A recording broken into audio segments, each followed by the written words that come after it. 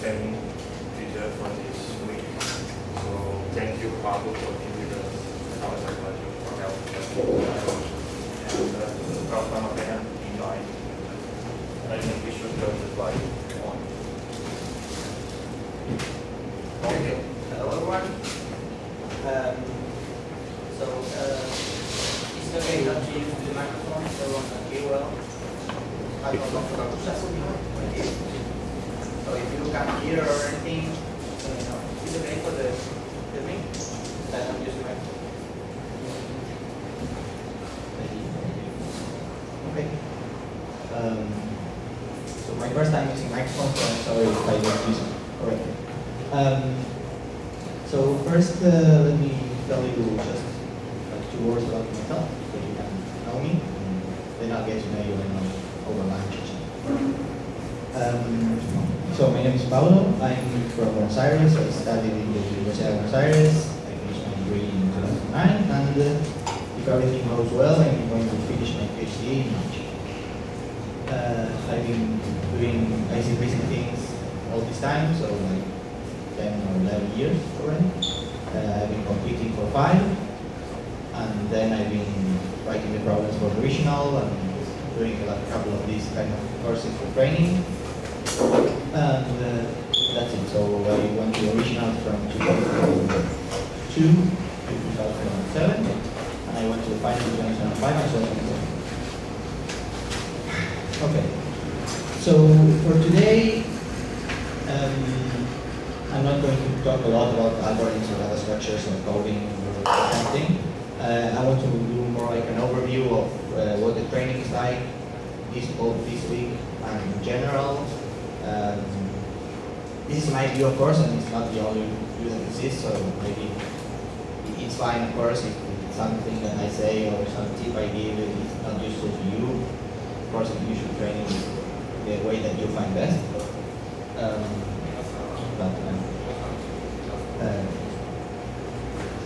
For better or for worse, you can hear to see me. And then,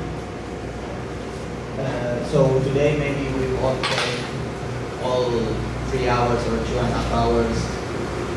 So we may be finishing early today. So I'm sorry for the ones that came here at 9 sharp. If we do finish early, maybe we could have started a little bit ahead. But for the other days, we're going to be talking about algorithms and maybe writing code.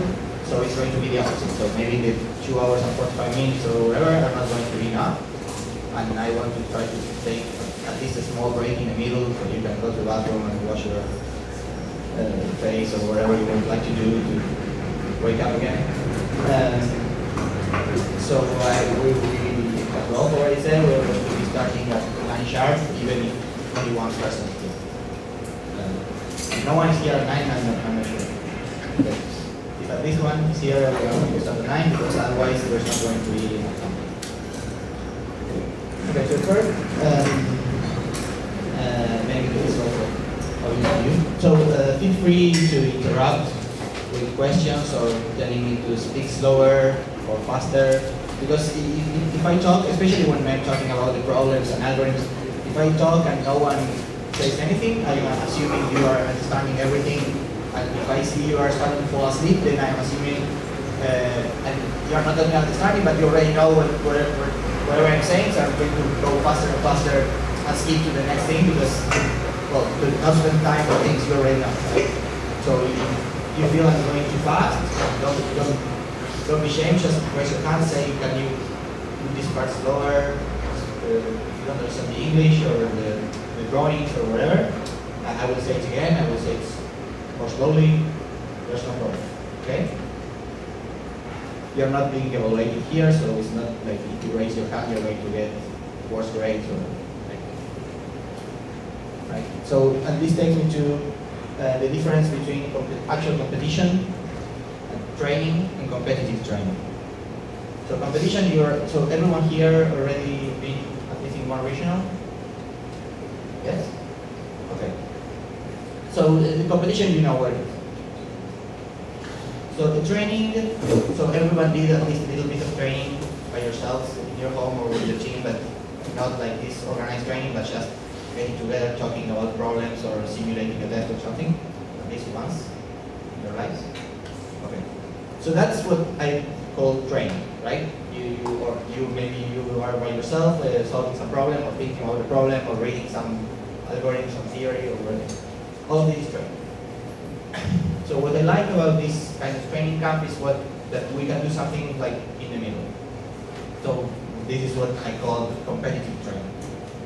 Well, and this is just because we're going to do at least 5 once a day problem solving session in which it's more or less like a competition, right? You get the 5 hours or more likely 5 hours every day, and you have a set of problems and you solve them. So the good thing about that is that you can also train yourselves in the sense of being in a competition, right? The difficult thing is not only, okay, you need to be able to solve the problems, but especially in the World Finals, what happens a lot is that teams, at least Latin American teams that I know, don't solve all the problems that they are able to solve, right? Well, this is like teams in the World Cup and that having the worst performance that's expected, right? Or even the footballers, the teams that perform worse in their national team that they do in their clubs. And well, there's a lot of reasons for that, but the thing is that it's good to accustom oneself to being in a competition, right? Competing and not trying to win, because especially in this case, win really doesn't have a meaning, but just trying to perform like you are in a real competition, and no distraction, not thinking about something else. Because, okay, it's true that the result doesn't matter, right? Once the training session is over, okay, we can go home, we can analyze why we did what we did and why we didn't do the problem we didn't solve. But it's important that during these 5 hours, you solve the problems as if you were in a competition, right? So no talking to the other teams and no using material that is not going to be allowed in the competition. So that way, when you get to the actual competition, it's not going to feel everything so new, right? So if you do 1,000 problems, the 1,001 does not feel as new, and you are more comfortable, and then you don't spend time just getting used to the fact that you are in a different kind of thing. So that's the part where it's good to treat these sessions as competition. The bad part is that you don't have to treat them exactly as competitions in the sense that the result doesn't matter. So you have to treat them as competitions, so then don't feel bad if you don't perform so well, because you are not missing out. You are not missing out going to the finals or the regionals, or okay, if you solve one problem or even 0 problems, right? And also, this is important because the competitions you are going to be participating on this week are not designed to be competitions to select people, not to select who gets to go to the World Finals or who gets first place or second place in the World Finals or this kind of thing. But when you design this kind of competition, you have some, let's say, guidelines that we follow, that we put different difficulties and we try to cover different topics.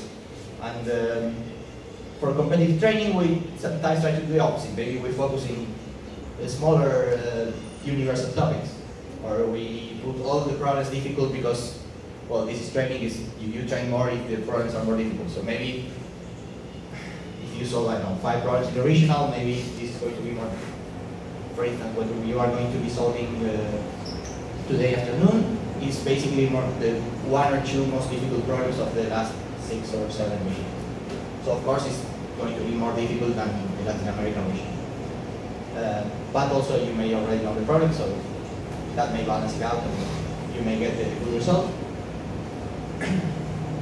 But I mean, try to perform as in a competition, but then don't analyze the result as in the competition. It's definitely not true that the team here that gets, I don't know, let's suppose the same team gets first place all 5 days. It's not true that they are more likely to get first place in the regional next year, assuming we are all going to be, or wherever the regional is. Because the design is different. And also, since the problems are not new problems in general, is maybe some teams already know the problems, or which won't happen in actual competition. Okay, so to complete what we are going to be doing this week, so we have 5 days, right? All 5 days we are going to have lecture in the morning from 9 to a little bit before 1, and a little bit before 12, I'm sorry. And then from 1 to 6, we are going to have a problem solving session. I guess this is the same you did. So, well, today, so the next 4 days, in the morning, I'm going to be talking about the problems of the day before, like analyzing the problems and maybe explaining 1 or 2 possible solutions and giving some tip about the solution. And in some cases, depending on how the time is, I may, after explaining some problem or after explaining a problem, maybe say something else about other techniques that are not exactly for the problem. But okay, with this technique, you can also do this other thing. You could also solve this other modification to the problem or something. So this is going to be the lecture from Tuesday to Friday. It's going to be the problems from the previous day. And then on Friday afternoon, we are going to have problem solving. I'm not sure about doing what you did last week, where you can consult and everything. I'm more inclined, like this from the last day, to do something even closer to an actual competition. So getting a test that is more or less similar to what you may encounter in competition and just compete. And then we can talk about it at night, unless you are leaving immediately after. We can talk about the solutions and the problems we are going to use have, or in general, they have material to study online. So there's not going to be a lecture about the problems on Friday, but still you can find some material. Okay, so for today afternoon, we are going to have all Latin American regional problems, and then in a little bit I'm going to tell you why. Tomorrow afternoon, we are going to have a set composed of problems that you submitted. I'm not sure if every team submitted, but some teams here submitted some original problems. Where is everyone looking like you don't know what I'm talking about? You did submit problems, right? Okay, great. So we're going to be using some of those. I think I'm not sure it's 9 or 10. So of course some teams are going to know their own problem. And what we're going to do for the next day is ask the teams that had some problems selected to prepare something like 5 or 10 minutes. So it's better if you can do it in 5, but you can go up to 10 to explain to the other teams on the next day the solution you had in mind. Okay? Or whatever you want about the solution of the problem. Okay? And so the idea is that on the next day, as we will analyze the problems, but each team will send one person, if possible, to come here and speak and explain, okay, the problem is this, the solution is more or less along this line. And then, depending on how good the explanation was, or how many other comments or other solutions I can comment, I will comment some more on the solution. Okay? What I'm going to ask, I'm going to repeat it tomorrow morning, but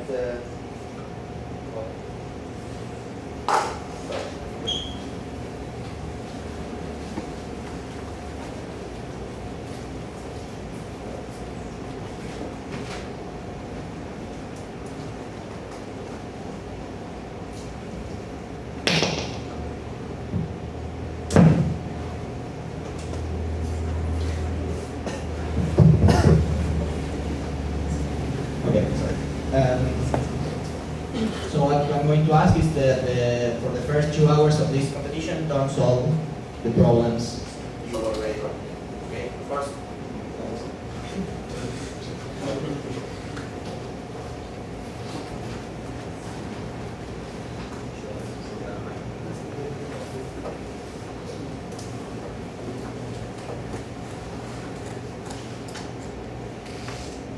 This is a small break.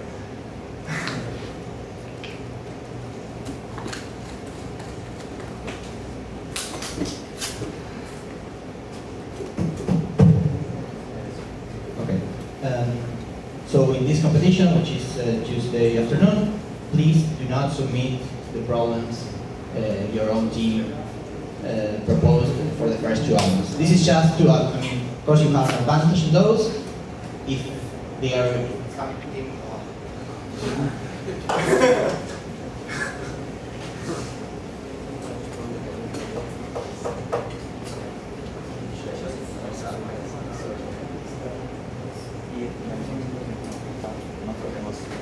Okay, can everybody hear me if I just speak like this?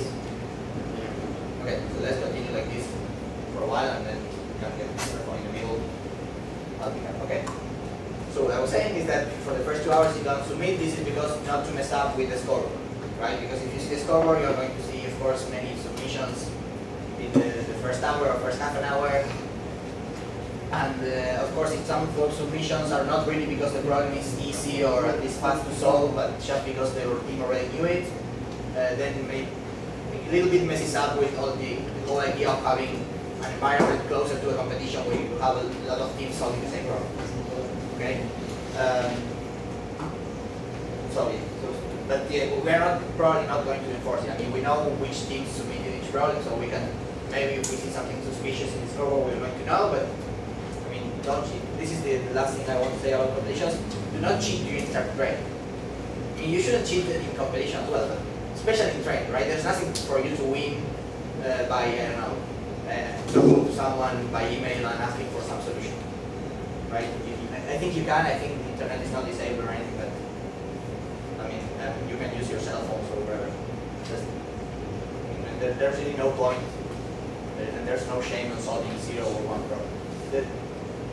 Even if you solve no problem during the competition, the idea is that you already thought about all the problems, all the statements you have in your head. So when we discuss them the next day, you have an idea in your heads and you can learn more. Okay. Okay. So then that's Tuesday. Then the other 2 days we're going to have training focus on some topic that I did not decide yet, and but more regular, I don't know, 10 problems or geometry. You didn't have geometry last week, right? Okay. Do you think you're good at geometry? Okay. So because I mean this is the 4th time I did this kind of 1 week course, and every time I did geometry, and every time people keep being bad at geometry. So either I'm a bad teacher in geometry, which is completely possible, because I was also bad at geometry when competing. I just became good when starting to write problems about geometry.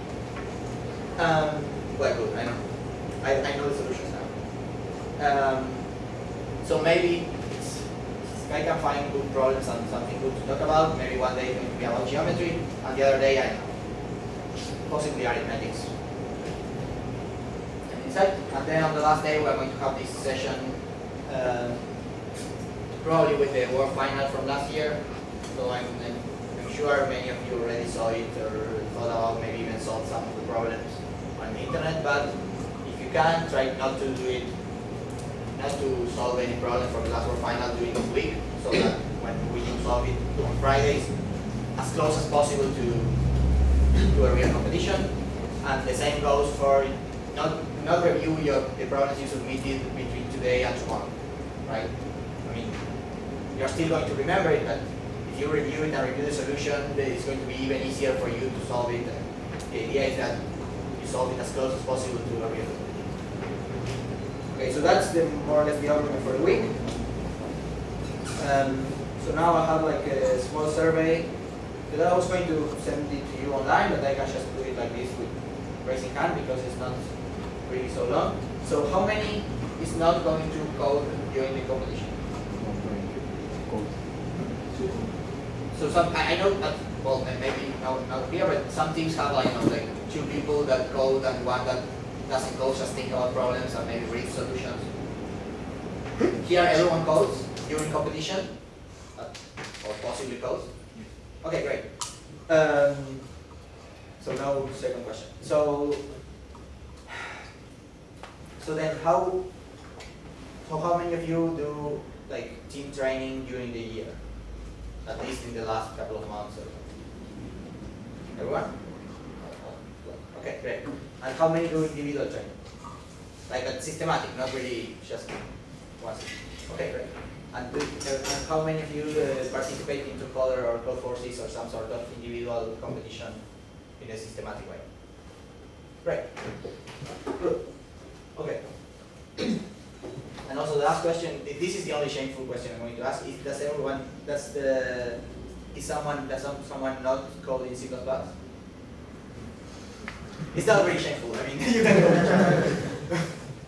No? Everyone uses C++ as their main language for competing?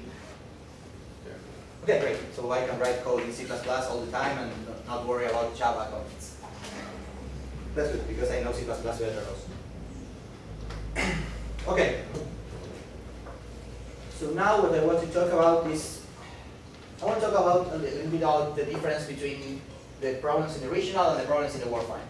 Because they're not, in the warfighter of course they are more difficult, but it's not just that they are more difficult. So, because in my experience, so I've been to the last 3 warfinals, as an observant from the organization. And it's strange, I mean, some teams from Latin America that you know and you've seen them train and you've seen them in the regional and you expect them to perform really well. And then sometimes we are surprised that maybe it's not that they are performing badly, but some are performing under their possibilities, but also that sometimes we are reading the problems while watching the contest, and we say, okay, this team should be able to solve this problem more or less easily because, I don't know, it's within their expertise. Like, oh, this problem has a lot of math and they have a good mathematician that, or they solve the problem in the regionals or in training, they solve it really in a good way and it's similar to this, I don't know. And then they don't solve it. Or they solve it they take like 3 hours solving it instead of 30 minutes, and then they don't have time to solve something else. And this happens a lot, and happens to every team. This happens to the teams that we expect that may get to be Latin American champion, or that, I don't know, finish in the top positions of the regional, and also to the teams that arrive to the world finals, maybe not being the favorite to get Latin American champion, but everyone seems to, or almost everyone seems to perform a little bit under their possibility in the last couple of world finals. And my current theory, so this is not your fault, this is our fault. So this is your fault if after the regional you stop training until the day of the world final, right? Because if you don't train for 6 or 8 months, yeah, of course you're going to perform poor, right? Even the training before helps, but I mean, you need to stage.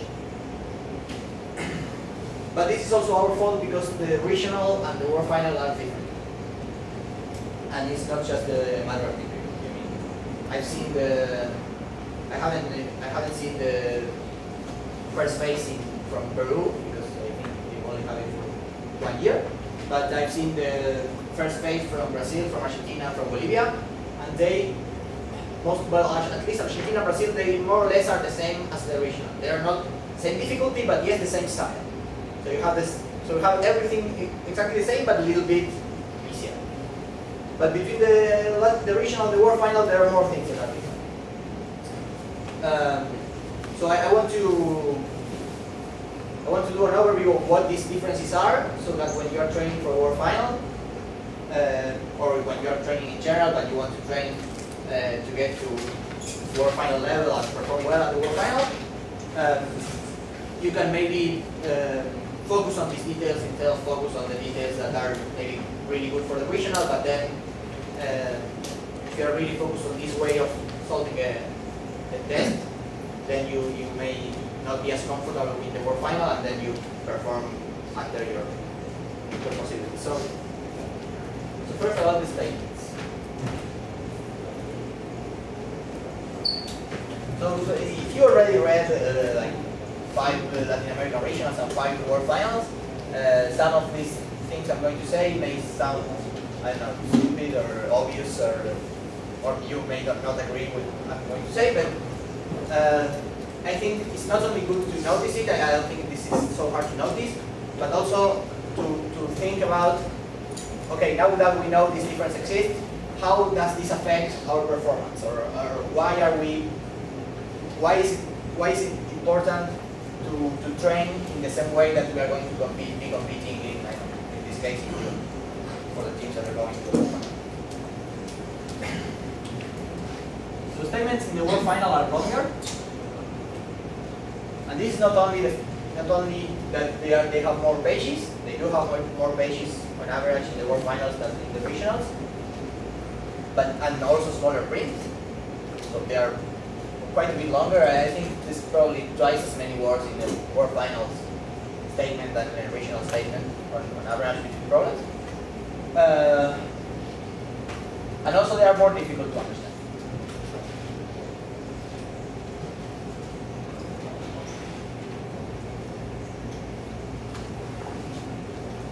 So maybe this and a couple of the next things I'm going to say boil down a little bit to we are too good with you when we prepare the regionals.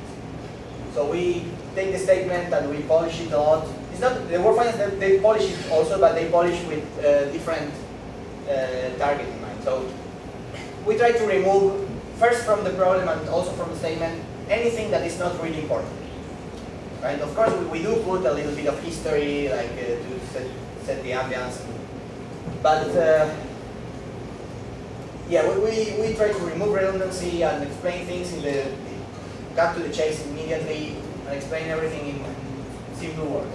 And for some reason, maybe because they only have they're really strong teams and they don't need this, because they are all experienced in reading problems, but they don't do that in the world finals. They explain things in a complicated way, in which you need to read the statement and maybe circle the things that are important and reconstruct it in your head, and it takes more time to parse the problem from the statement in the world final than the regional. And especially the teams going to the world final, this is a problem because between that and the fact that the let's say the easiest problem or the easier problems are much harder in the world final than in the regional, it takes a lot more time to start coding in the world final than in the regional in general. And this, I think, it may make some teams nervous, right?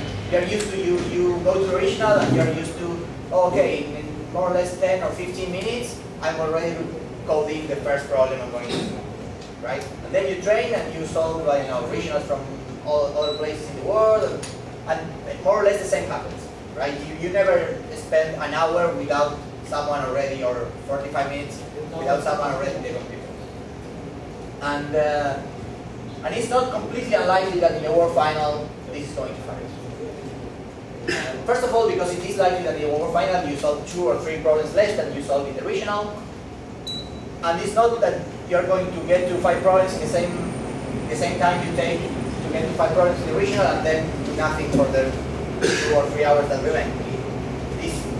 This extra time that takes to solve the problems, it's everywhere, and the time in the beginning is really important because it's what makes you nervous, and it makes you spend more time thinking, oh, what are we doing wrong? Are we not identifying the problem properly? Right, and make you unsure of what you're doing. So be prepared for spending 45 minutes, an hour, or even an hour and a half with 0 problem solved. Right, this happens, and this has happened to good teams that end up with a good result at the end. Right, because it's really different to solve 5 or 6 problems than it is to solve 8 or 9.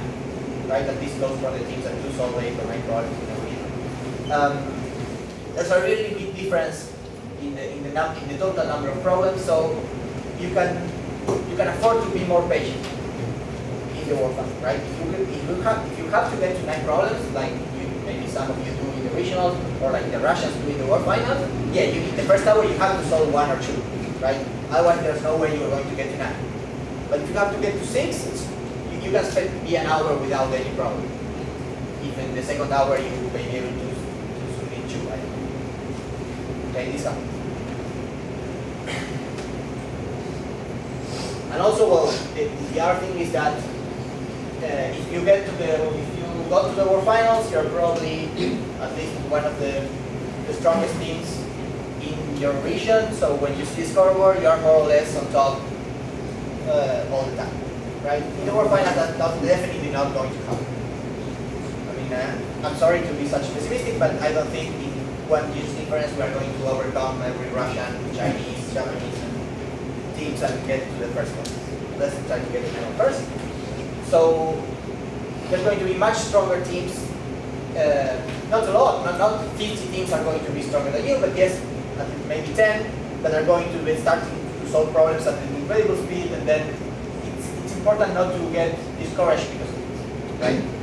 But I know you already know that there are strong teams in the World Final that you didn't face in the regionals, but what you didn't face, especially in your first World Final, is seeing the scoreboard progress much faster than you. Because, I don't know, if you qualified, you probably more or less, maybe not exactly the first, but you more or less were in the range of the first position. I don't know, 1 problem, 2 problems behind, but not much. But yeah, in the World Final, it's really easy to find yourself 4 or 5 problems behind the top team. Goes well that maybe this year they will solve 14 problems. Okay, so it's important to keep in mind that you are going to have the longer statement, you are going to need more time to read, you have to be more patient, you have to say, okay, you have to read more carefully because this, because otherwise if you try to rush into things, you're probably going to end up spending even more time. Okay, so 5 hours to solve 6 problems is, even 6 is a good number, or even 7 is a good number. 5 hours is plenty to solve, so you have like, per person you have like 2 hours per problem. Okay, so these are all the things. And then, another thing they do in the World Finals, and this I have no idea why, probably because the committee is international and each is used to different things, but they do not standardize the problems as much as we do in the regional. So you can easily find yourselves with one problem having the variables in lowercase and another problem having the variables in uppercase. So what you see, you probably already saw in the regional that always the variables that are uppercase are things that are more likely to come from the input, and when it's lowercase, it's a variable to explain something, but it's not something that is there. But in the World Final, they're more clumsy with it. Sometimes they use x and y, and sometimes they use x1 and x2, and maybe the same happens in 2 problems in the same set. Okay? This is a small thing, but yeah, it can.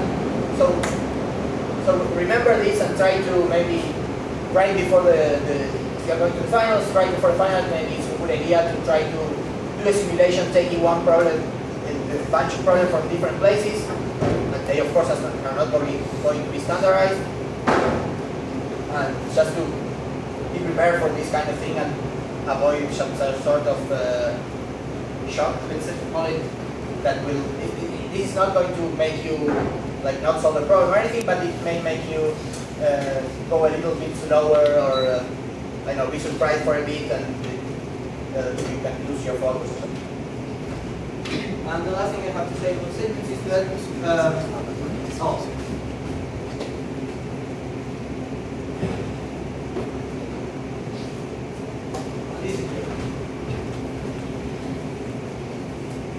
they have a lot less examples in the World Finals, and they have a lot less. They have a lot. Can you read my writing from behind? A lot less border cases, especially. So this is what I'm saying, that we are too good in the regional. We usually would not every border, yeah, more or less every border case is in the examples. At least until the last regional, we more or less did this, right? If there's especially not border cases for the solution, but also border cases for the statement.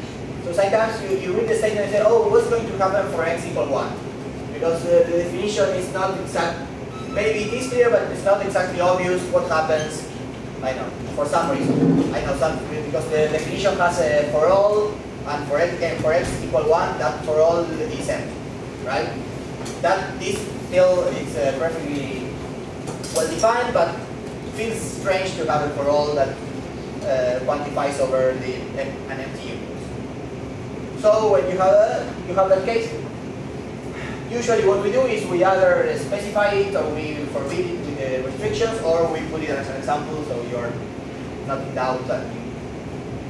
In the World Finals, they expect you to be good teams and to endure of this kind of thing. So maybe you don't get the border case. Likely you don't get the border case in the exam. Right? So it's important to be prepared, not to be wondering a lot about these things. Not to be saying, oh, but the case is x equal 1, what's going to happen? I mean, the obvious thing, the obvious interpretation is usually correct.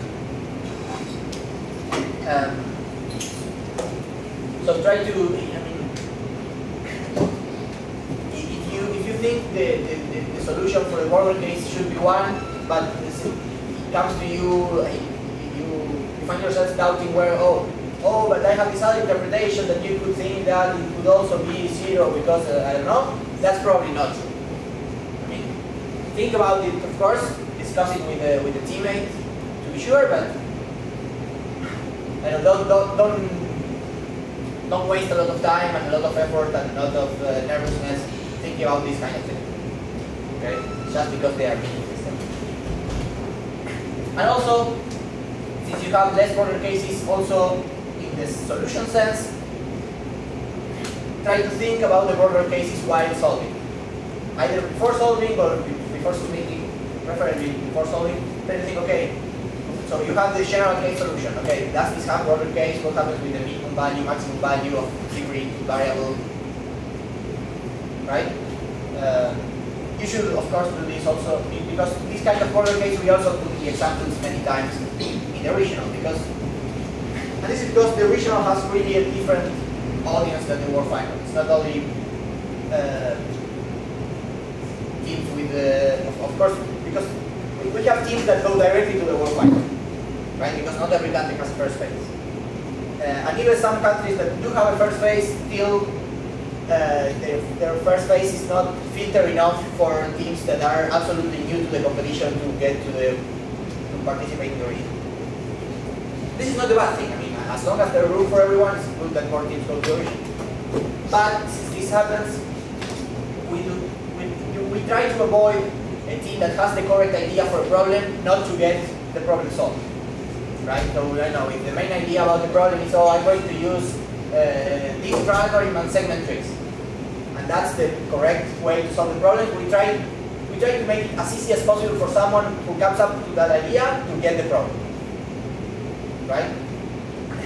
So one way to do that is to put the border cases as examples, so they don't keep getting wrong answers if they are not experienced enough to realize in the middle that these wrong answers come from this problem.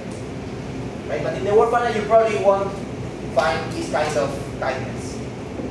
Okay? So you have to find the border cases for yourself because they expect the teams to be already prepared because they already went through a regional, and the regional hours and others have really a small number of slots. So really, the teams that get to a world final, there are some not so strong teams, but they at least know how to do problem solving in general and have some training. Okay.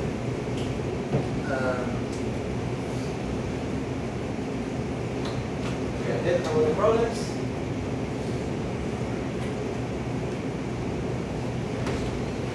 Of course, they are more difficult.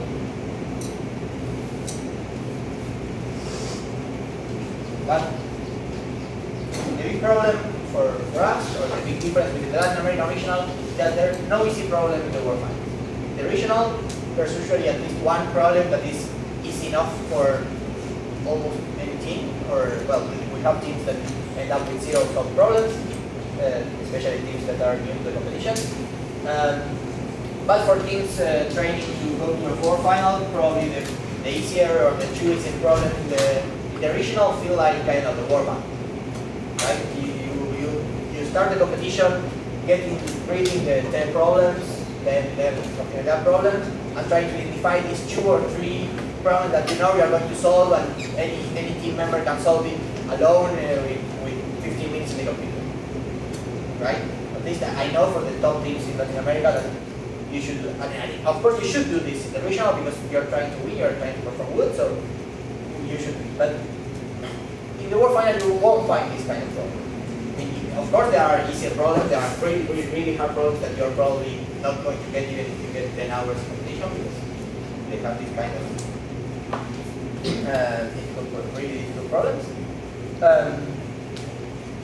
But even the easy problem, you need to think. You need to take your time to understand the statement, you need time to think.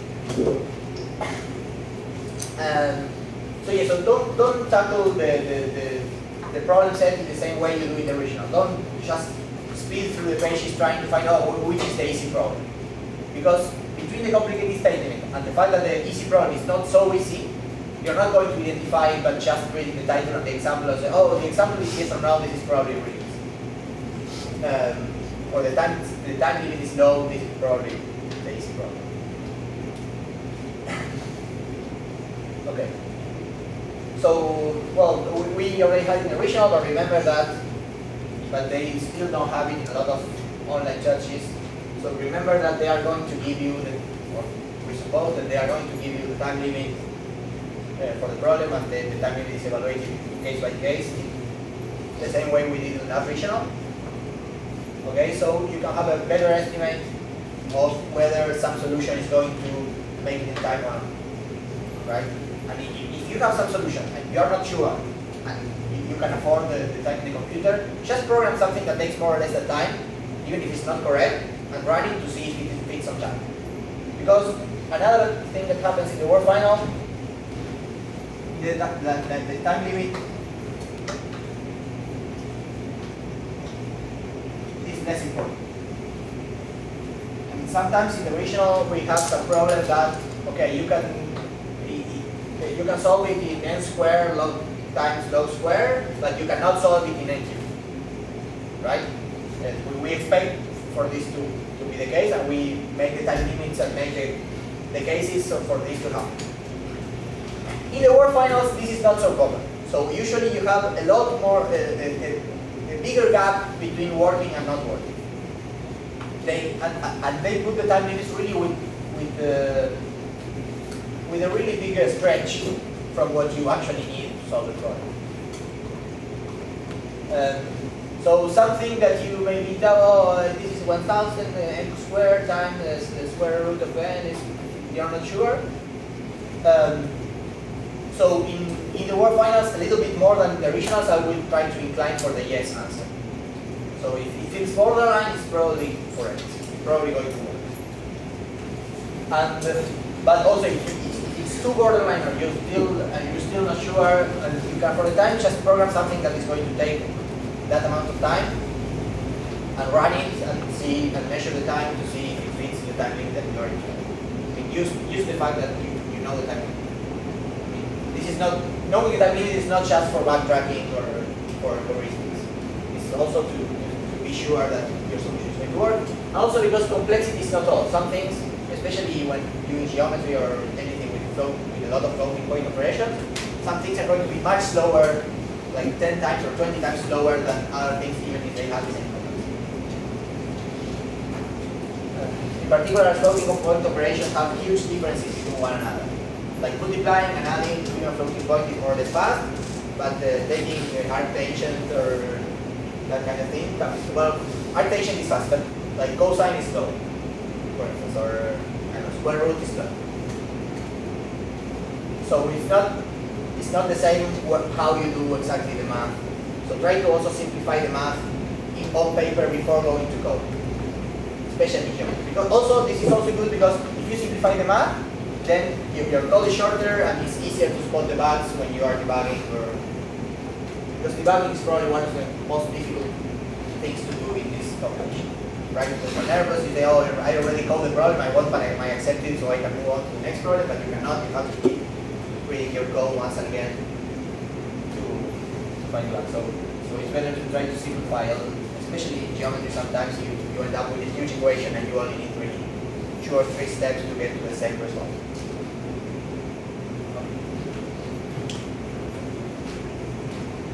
Are there any questions?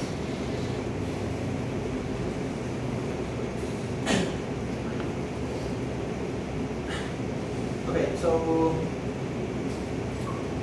let's do a small break now. So also, as I said before, we are going to be starting sharp at 9. So the same is going to happen with breaks. So if I say we are going to take 5 minutes, I'm going to start talking 5 minutes later. Today we're going to take a little more because today the lecture is not going to be so long, but for problem solving, I already said that we need we're a little bit tight with the time this year, especially the time in the morning lectures. So we're going to be starting sharp and also taking small breaks to be small, to be really small. Really small means that if I say 5 minutes, in 5 minutes I'm going to stop. But for today we can take 10 minutes. Like start again at 5 to 10 according to that clock.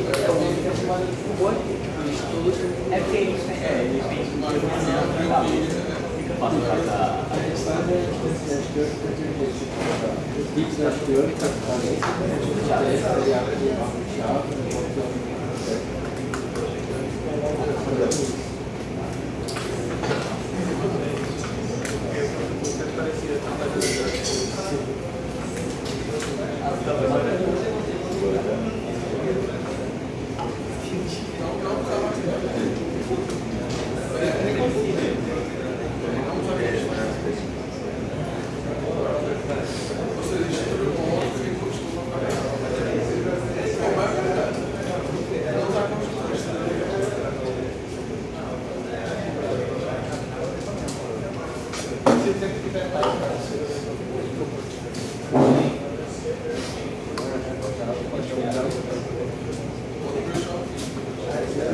querem pular, não pular.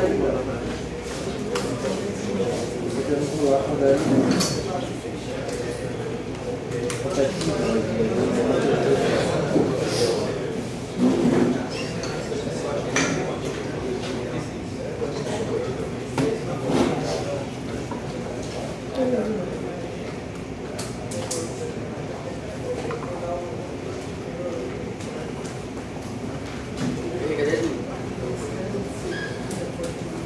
Ok? Tá tentando de se mexer. É, né? Já mata. Ah, já logo a outra vai ficar também. Vem logo. Ok? Sim. Por que não? Sem problema não, fica lá olhando aqui. Pode ser. Vem logo. Falou. Até quando eu acho. Deixa eu ver outra coisa pra ficar olhando mais cedo. Então, ele disse que ele quer aula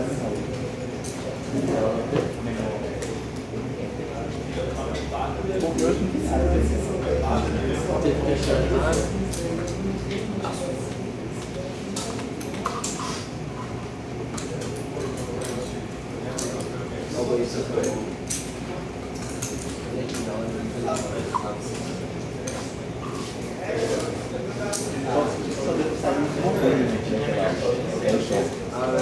Vamos que for,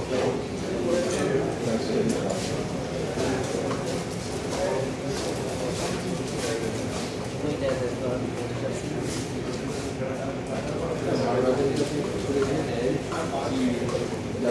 Que a inserção não, tanto você tá, você tira, você dá, e uma outra aparência legal que é a diferença simétrica dos sets. Dos sets. Então, você pode acessar o set e checar na habilidade. Mas isso aqui deu não. Mas eu não sei dizer de ameaçar. Não, vai ser legal. Sim, mas eu não sei dizer É uma chance ainda mais que você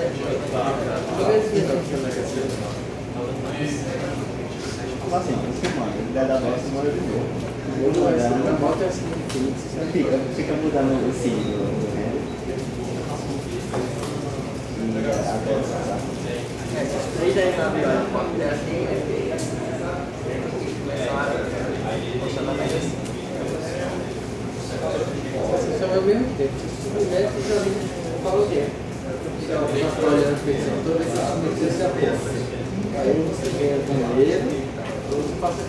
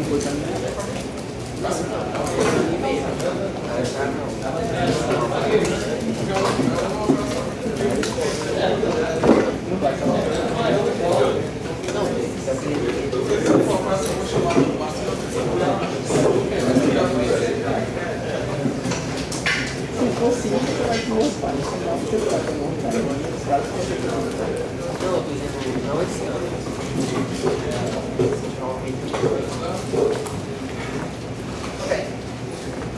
So the last thing I want to say about the differences is that the most important is that the differences in the solution. And solutions to world final problems, because of all the things, in general are going to be longer, and are going to have longer in the sense of more lines of code, but also longer in the sense that you have to think more time to get the problem. And this is not just because the problems are more difficult.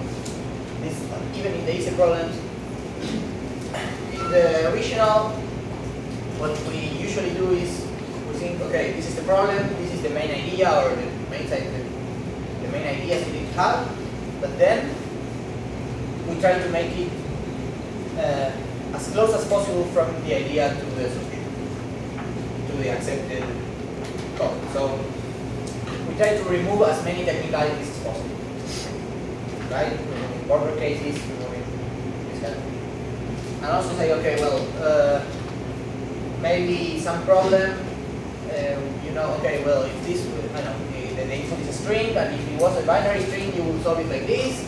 But then if the string is not binary, you cannot do that, but you can make an adaptation and then use more or less the same idea as for binary, right? And if that were the case, in the original we would say, okay, let's just put binary strings and make all the trees in the solution binary trees, and then everything will be easier. And the idea is more or less the same. So we try to focus the problem on the idea. In the finals, they don't do this. Why? Because they have lots and lots of things that are really good at doing all sorts of technicalities without error and really fast. Right? So it's important that you train this kind of thing. So you are going to maybe get the idea, but also, besides the main idea of the problem, you're going to need a little bit of smaller ideas. You need to have to write longer equations, longer math for geometry problems or for arithmetic problems. And sometimes you think about an idea and it doesn't work. I don't know, there are these dynamic problems that they like in the final where they say we have points and the points are moving, and while they are moving we build the tree that changes what. This is a problem a couple of years ago. You have the points that move, and you have the minimum spanning tree of the points. And since the points are moving, the minimum spanning tree changes over time, and then they ask something about how this changes. Okay, so for that you need a lot of good ideas. But what happens with this kind of problem is that you say, oh, it sounds like a sweep line technique could help me solve this problem. So you say, okay, how would sweep line look in this sort of environment? You say, okay, well, I would try to increase the time and then check when this condition happens, and I will stop my sweep line in those points. Okay, great. In the original, that more or less will mean that you solve the problem, right? Then you may still need to do some math or some implementation tricks to say how to handle these stops of the sweep line, but more or less the problem solving phase ends there, and you may have something else. In the world finance, you say that, and then the problem is still not solved. You need to have, okay, besides that, what I'm going to do with these points, or now I have this sub-problem that is still an interesting problem and not just a technical problem. So also try to be prepared for that, especially once you get past the first one or two problems, right? So what I mean is that if you take an idea and you try it and you develop a little bit, and you notice that this doesn't take you to a working solution, so you get the idea and you still don't have an idea of what the whole solution is going to look in your head, do not discard the idea completely. That doesn't necessarily mean that this idea is not the correct or part of the correct solution. That would more or less be true in the original. So if you try an idea and develop that and it doesn't work, it's probably because the idea is wrong. Of course, the development can be wrong, but this is another possibility. But if it happens in the work finals, it's totally possible that you are in the right track, but you still have more ways to go. Right? So don't go discarding what you already did just because after the time you more or less take in the original to solve the problem is not solved. Right? Unless you get to a point where you say, oh, okay, I found this is the reason why this approach is not going to work. Right?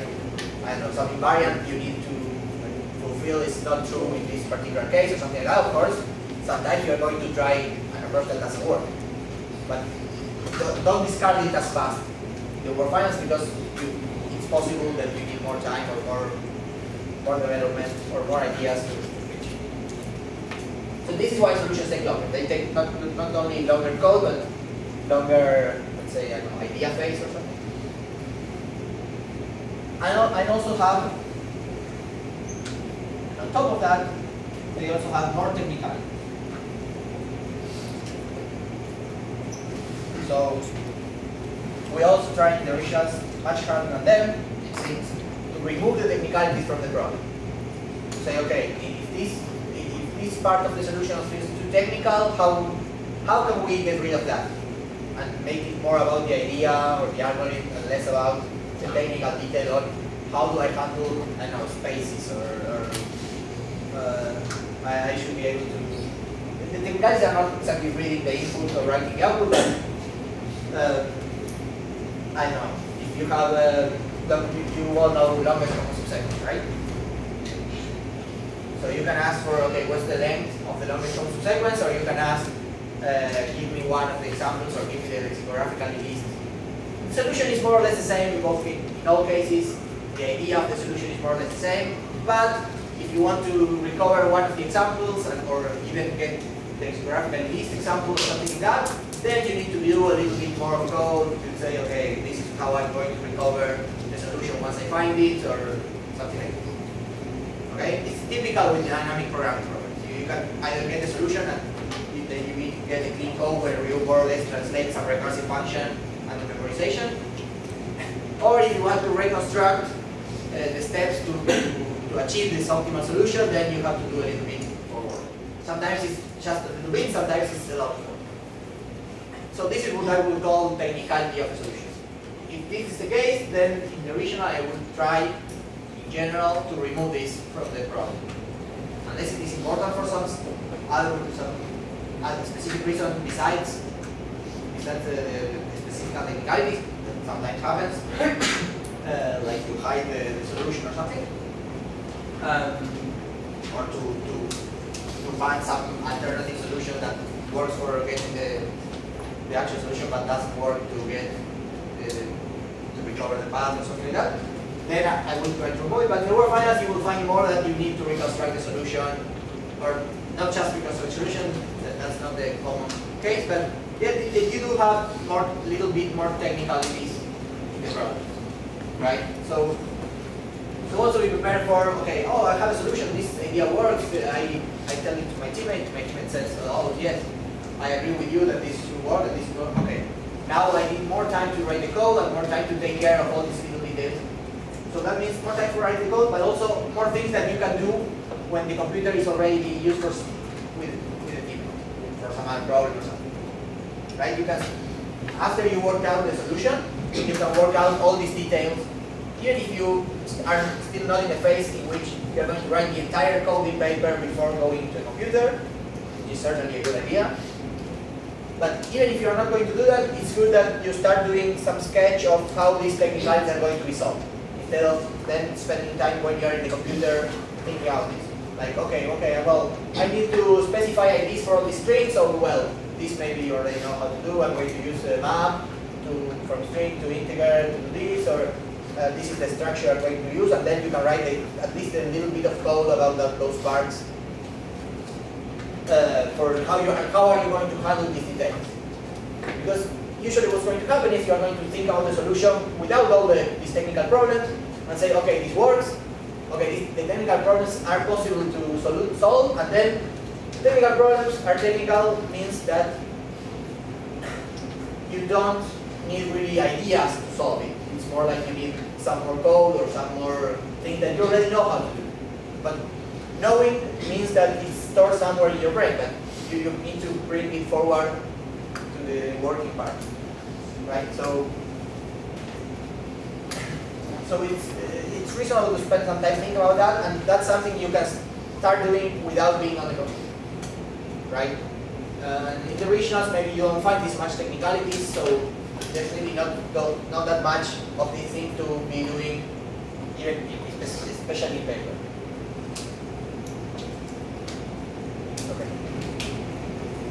So all of this means that you should be a little bit afraid of the warfighter. Not so much as it paralyzes you, but sufficiently that it makes you train.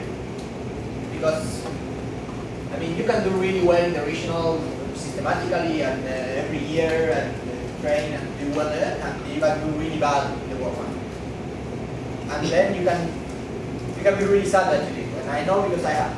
And I know a lot of things that where this has happened. And they have trained, even training a lot, and they do poorly in the warfighter because they didn't train enough, or they didn't train, or they weren't mentally prepared for this kind of thing to be exactly difficult. They train with things that most of the tests they used to train are too easier, too much easier than the war final, and then they get discouraged in the first hour where, or after 2 hours they couldn't solve already 3 problems that they are used to, and then they don't know really how to handle them. They get stuck and they end up with 2 or 3 problems at the end, where in a regular, if they happen, they could get 4 or 5 or something. So don't be too cocky about, oh, I'm going to do really, I came in first or second regional, and I'm coming first in a lot of contests, a lot of online contests by training, so I'm surely going to do extremely well in the warfighter. Okay, it's good that you are coming in first, keep doing it, but respect the warfighter. The warfighter is difficult. I mean, the hard problems are extremely hard, and the not so hard problems are difficult, and they are going to share. Okay. So I have to scare you.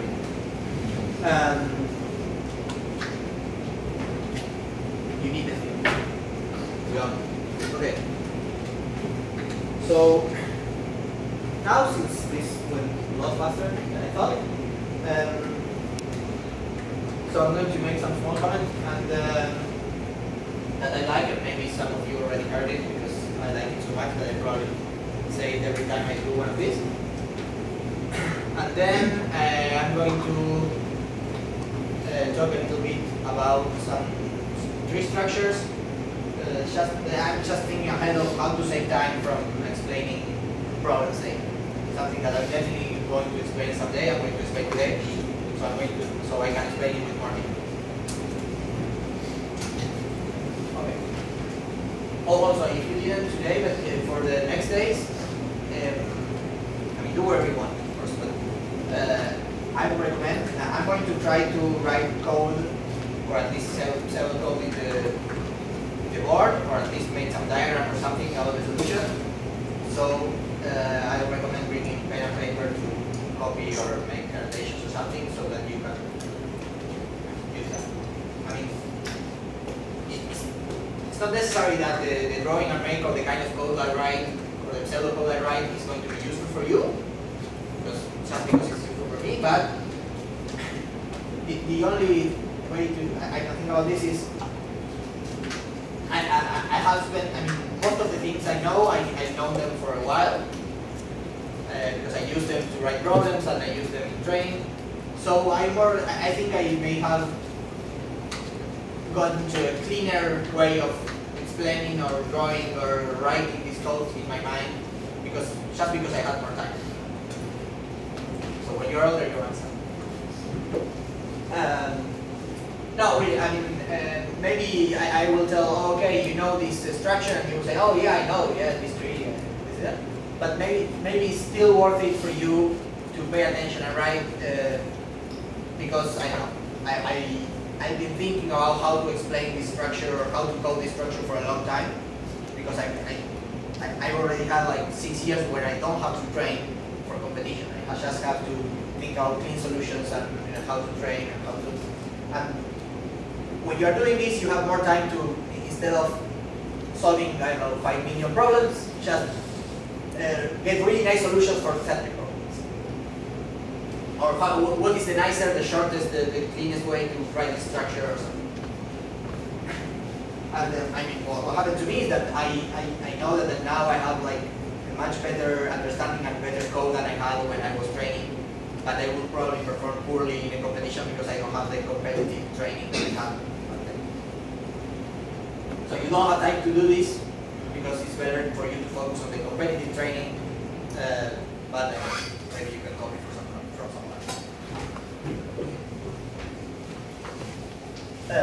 So the comment I like is it's really about the basics of problem solving. So you have the basic techniques, right? You have you probably know divide and conquer and backtracking and greedy algorithms and dynamic programming. Well, the thing I like about all of those is that all of those are more or less the same thing.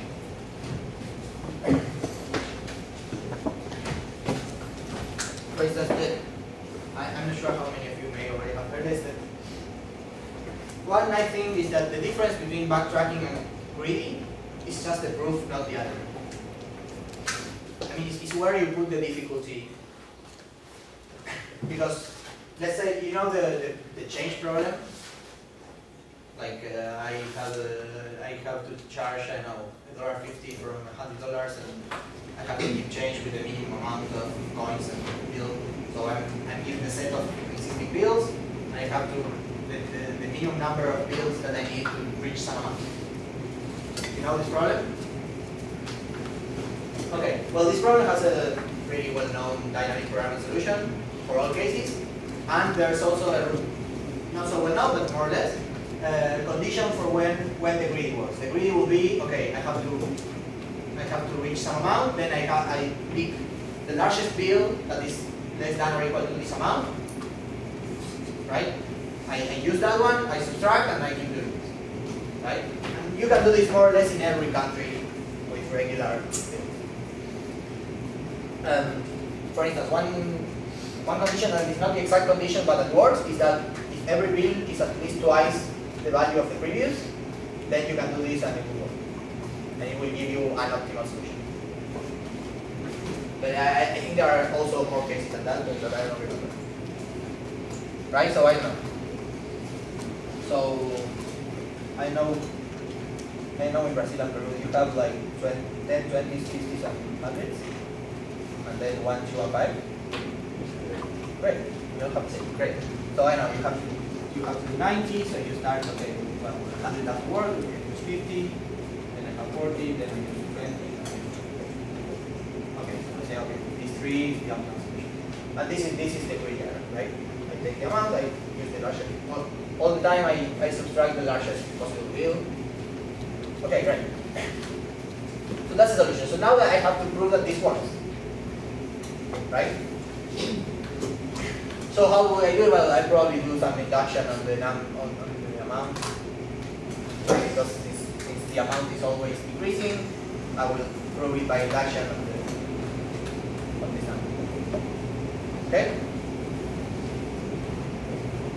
Okay. So instead of this, I could do a slightly different solution, which is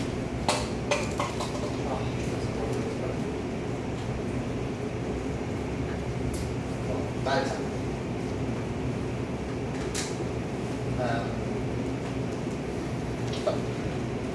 This example doesn't work for what I want to do. Well, so this is a clear, and I have to do some sort of proof that basically I have to prove that the greedy decision is correct. Right?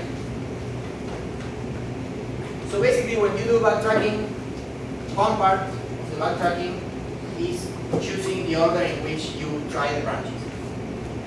Right? Now, if you have to put queens in a chessboard, maybe it's more queens. You know the queen problem, right? Have a chessboard, you can put queens on it, and such that the two queens do not like each other.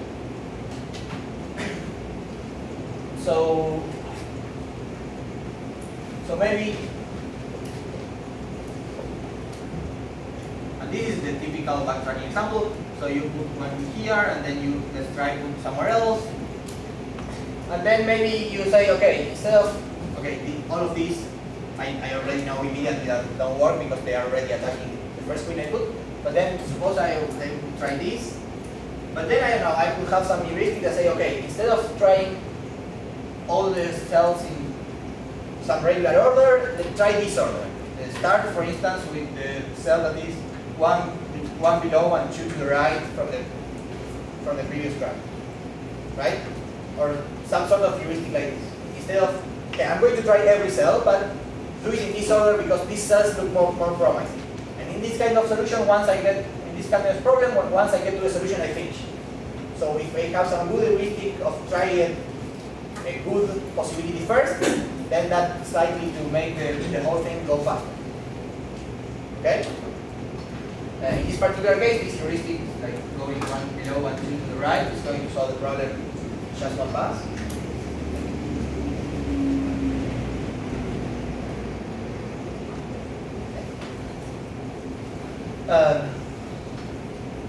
So I could actually solve with the greedy diagram, but just does this, like I said. But you can also think, okay, so if I say, okay, I have the greedy algorithm, then I have to prove that it works, and so I have to prove that making this choice is always optimal or always reaches not optimal because this is just getting a solution. So that making this choice never collides anything or always reaches a solution or something. Instead of that, if I do a backtracking that takes that as its first choice, but if it doesn't work, tries everything else, proving that it works is extremely easy because it's going to try everything. Right? So the correctness proof is much easier, but now I have the exact same difficulty in the time-bound proof. So now, because the grid works, I could actually prove that the backtracking actually takes a nonlinear time. So, because the first option is always going to succeed. Okay? The same reason why the grid works. So it's nice that both solutions are actually the same, but the algorithm you write, you could put the difficulty, the main difficulty on proving the correctness, or you can put it on proving how fast it's going to be. Right? And the good thing about this is that sometimes, especially in university, you are only asked for one. So if you are solving a test and it says, okay, you write an algorithm and prove that it works, but you do not need to prove the time limit, you can do this and say, oh, it works because it tries every possibility. And then the time limit it's going to work in linear time, but you don't need to write it. Okay, I think it's a bit example. Okay, let's go to more.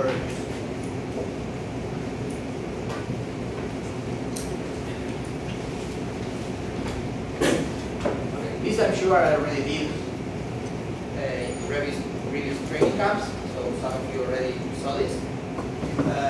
But I'm going to do it in more detail, so I'm sorry if you don't get bored. Also, since we're going to have short breaks in the lectures, in general, even shorter than today, feel free to get up and go to the bathroom, get water, get food in the middle while I'm talking. I don't mind, but just do it really, not make too much noise or anything, so as not to bother the rest. Right? Just get up, open the door, do whatever you want.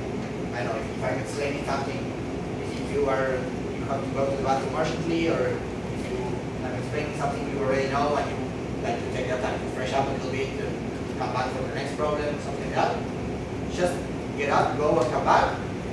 Don't do it all the time. Try not to get out and get in again 5-6 times during the single lecture, because if everyone does this, then people is all the time moving and no one can understand. But if you do it in a way not to bother the rest, it's fine. Okay. So this is because I'm going to explain something that some of you may already have heard. And you can do this. Okay. So everyone knows what a tribe is. Tribe is.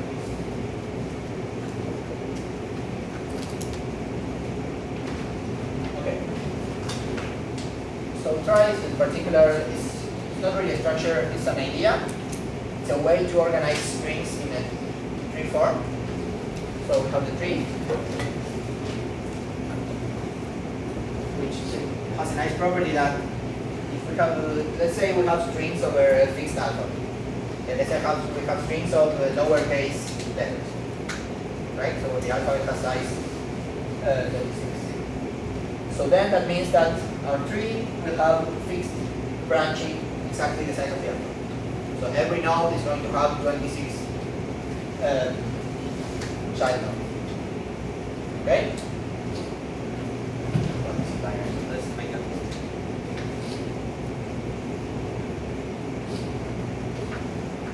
Okay, this will be for alphabet of size 3, but I'm not going to draw 26 child nodes. Okay. So the tray is a nice structure because it's easy to insert, it's easy to remove, it's easy to search for something, and it's easy to adapt to different things.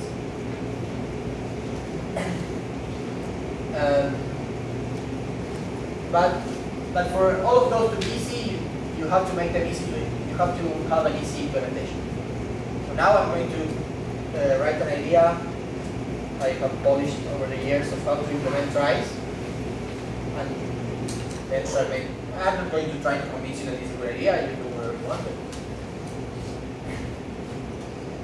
Okay, so let's try to implement it. So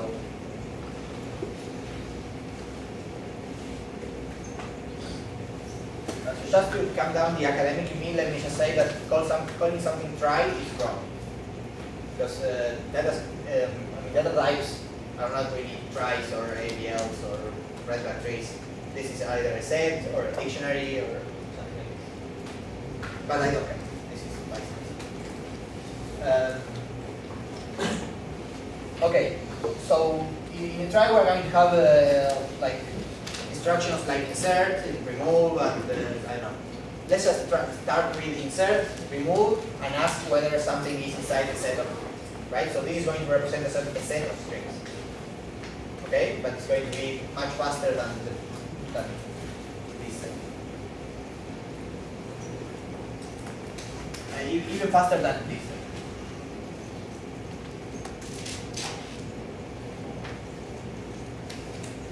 Because this one is going to take the logarithmic number of comparisons of the string, which means that this logarithm is logarithmic in the number of elements of a set times the length of the string, in the worst case, and this is going to just take the length of the string for the operation. And this one takes the length of the string to calculate the hash, so it's at least the same as a try, but of course you have the worst case in which you have a lot of collisions in the hash, and then it's worse. Okay?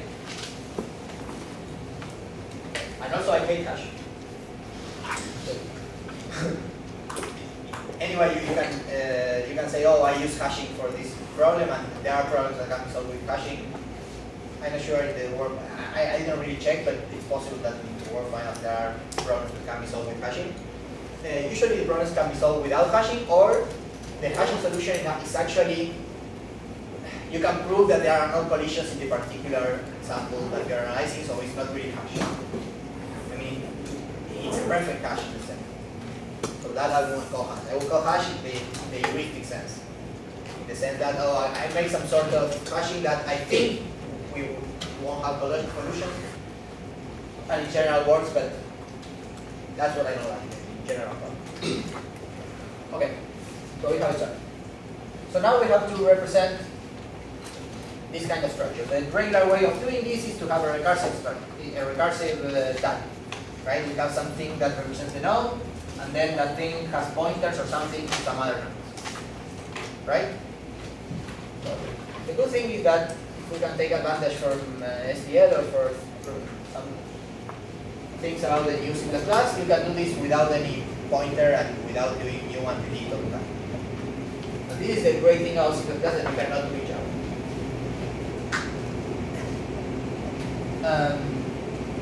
So what I like to do is to do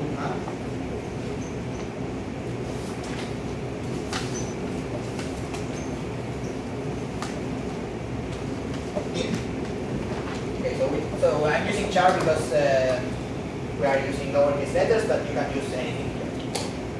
Right? Whatever type represents the alphabet of the strings you want to represent in the set, you put here. Okay? This is for regular strings, but you can have strings of, I don't know, where each position is an integer between 0 and 100 or 0 and 500, and then you use it. Okay? So the great thing about the new C++, I think it's from C++ 99, is that you can do this. You can put try inside of try. In C, for instance, you cannot do this. You can use pointers to try inside this try, but you cannot use the actual name of the same type you are defining. But here you can, and the only reason why you can is because when you, so what's going to happen here? When I build with try, so when I declare a variable try, I'm going to code, try A, and then this gets constructed, this map is going to get constructed. But the map works in a way that when you construct the empty map, it doesn't need to construct any definition. The definition only needs to copy when you put the new element in the dictionary. Okay? For instance, this is another possibility. Right? Suppose the alphabet is numbered from 0 to 10, and well, you don't want to use map, you want to use an array because it's faster. Right? But this, okay, this is a regular array. Right? Right? This will be like the first idea of the regular C idea. This you cannot do. This does not compile. Because this needs to build this twice when you build this one, so it's basically going to build infinitely many things when you build the first one. What you can do, the C way, the C like plain C, not C++, way of doing this will be to write this. But this is more annoying because I need dynamic allocation. I need to handle this dynamic allocation by myself. If I do use the STL is going to handle the allocation of memory back for me, and then I will have a cleaner code. Less possibility of parts. This. And then we have this. But this also doesn't compile. Because the vector does need to know the constructor for try when it's for its own constructor, for some reason.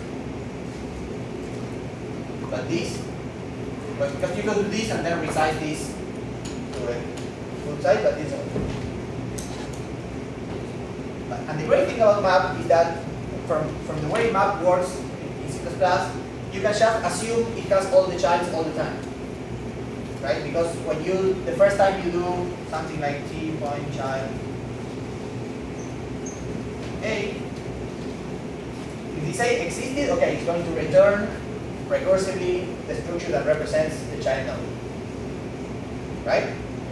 But if it doesn't exist, it's going to create it and return it. Because that's how map works, right? The first time you access some key, it's going to create a key definition pair and return something, the default parameter. Okay? So this is great, because now we can assume we have an infinite tree with all the nodes there, and forget about inserting nodes, removing nodes. The nodes that we need are going to be there when we need them. Okay? We don't need to create them, we don't need to remove them. But we may need to remove them if the try can grow really big and then be erased and then grow big again. Because otherwise we're going to have a lot of dangling nodes. But this doesn't really happen in regular problems. Because you can, usually if it fits in time, it's going to fit in memory for the most part. Okay. And then, since we said we are going to have insertion, deletion, and ask, and the request for belong, let's say we have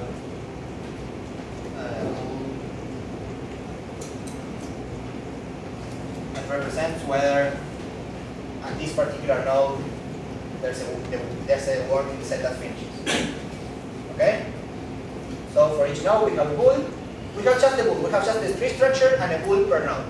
So the bool here represents whether the empty word is inside the set. The bool here represents whether the word A is inside the set, the word B, the word C, here the word AA. Right? We have a bool for each word. So basically, what we are doing is more or less having a Boolean vector of all the possible. We are emulating a Boolean vector of all the possible words that can be in the set. Right? We are just not allocating memory for all the possible words because they are infinite many. We are assuming they are the memory is there. Okay. So now how do we use this?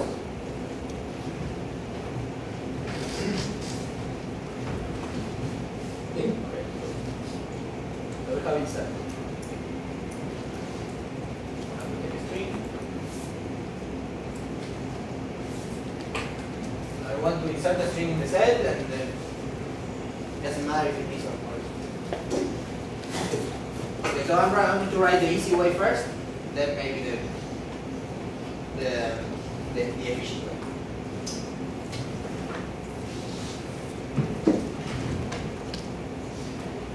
So how do you insert in a track? So now, since the structure is recursive, we are going to have everything written recursively. Right? We are going to basically either do nothing, do something with our Boolean variable, or recursively call our child or one of our childs or something to tell them to do something. So in this case, we have two possibilities. Either if the string is empty, we are in the appropriate node. Otherwise, we have to go to some child. Okay?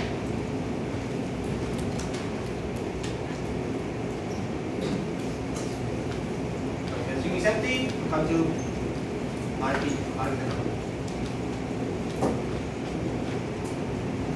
Okay? And if it's not, we have to go to the appropriate child and tell them to insert similar word without the first chunk.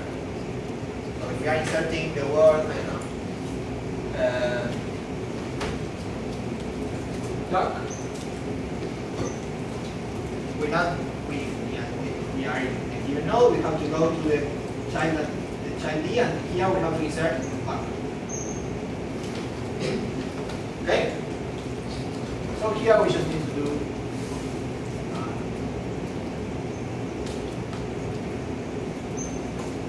we go to the child with the first character, and we insert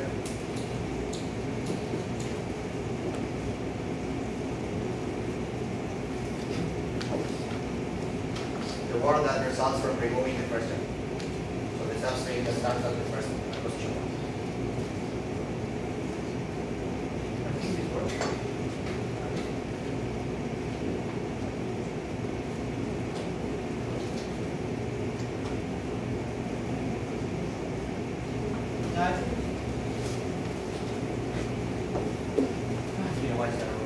Okay?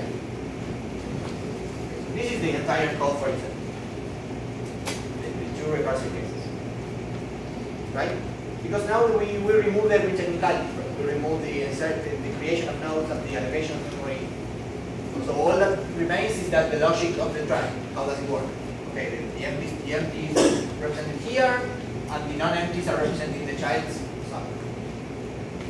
Okay?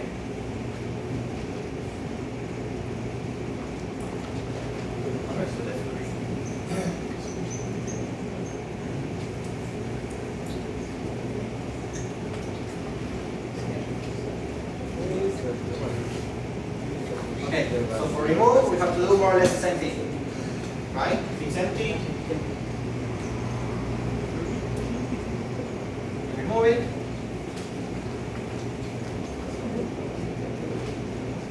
If it's not, we say to one of our childs, okay, you remove it. Right? It's almost the same. Go to the appropriate child. Say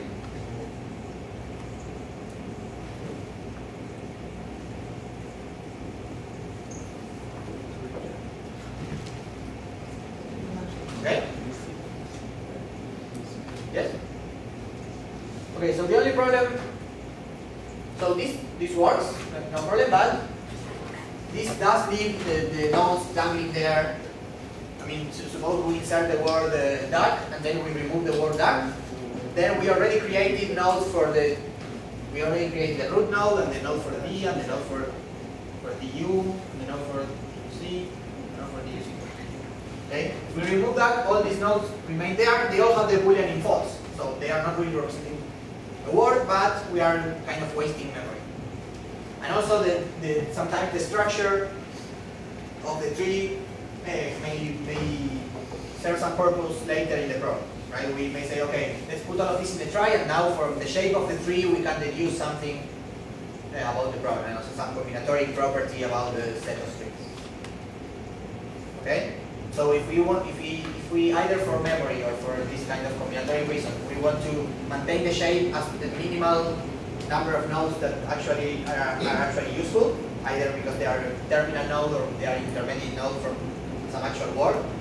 So if we do this, we cannot assume that every node that exists contains at least one word, right?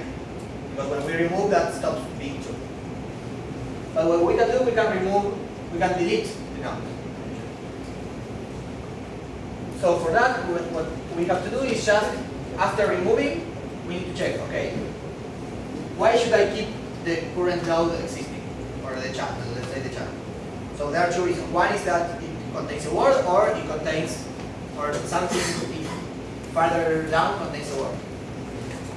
So recursively, that means that if I have the boolean in false and I have no child, then I have no reason to exist anymore. That sounds pretty bad. Okay, so I can, let's say, remove myself or tell my parents to remove yourself. Okay, but in general, we can just leave the node there, and we can just assume they are. Okay. So let's for completeness, let's do contains.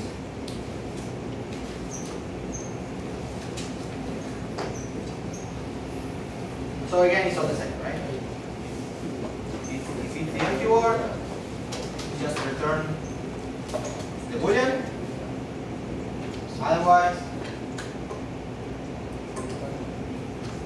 we return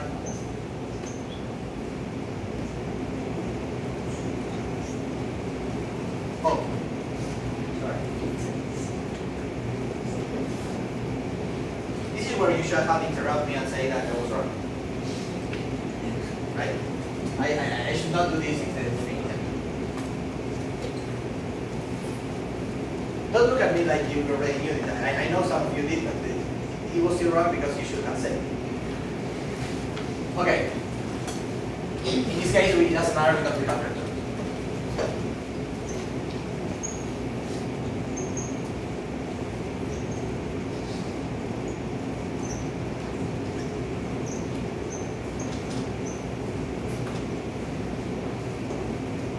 Okay.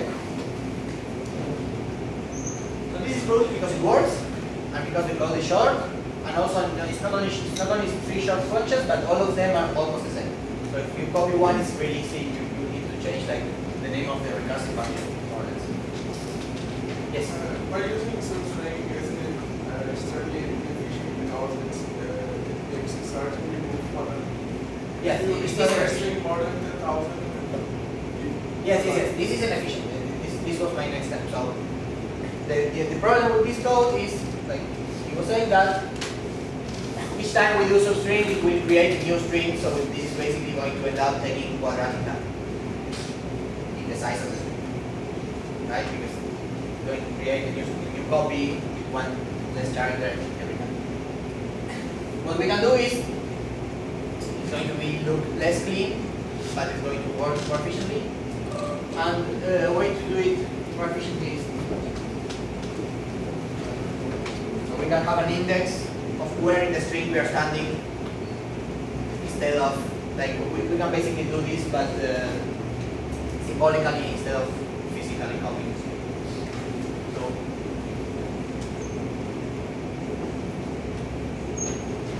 you know this, right? This is the default value, so that when I use it, I just say insert string, and it's going to assume we start at 0. then here.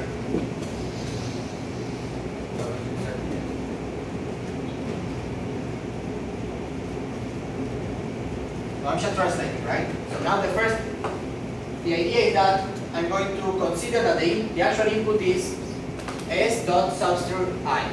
So I just consider the string starting at I. Okay, so that's empty when I is big enough. Right? If I went over the size of s, then that means the string I'm considering is empty.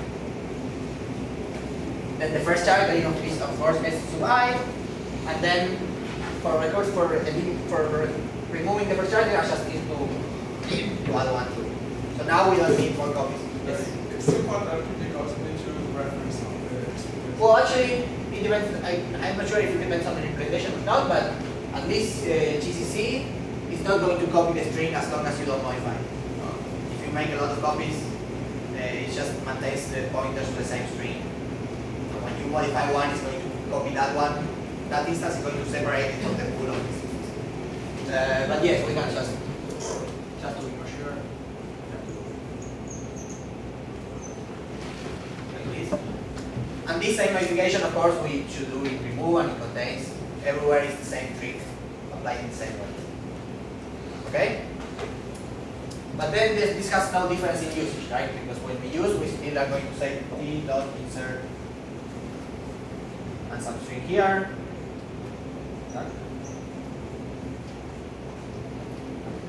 And it's going to insert it starting at 0. Okay.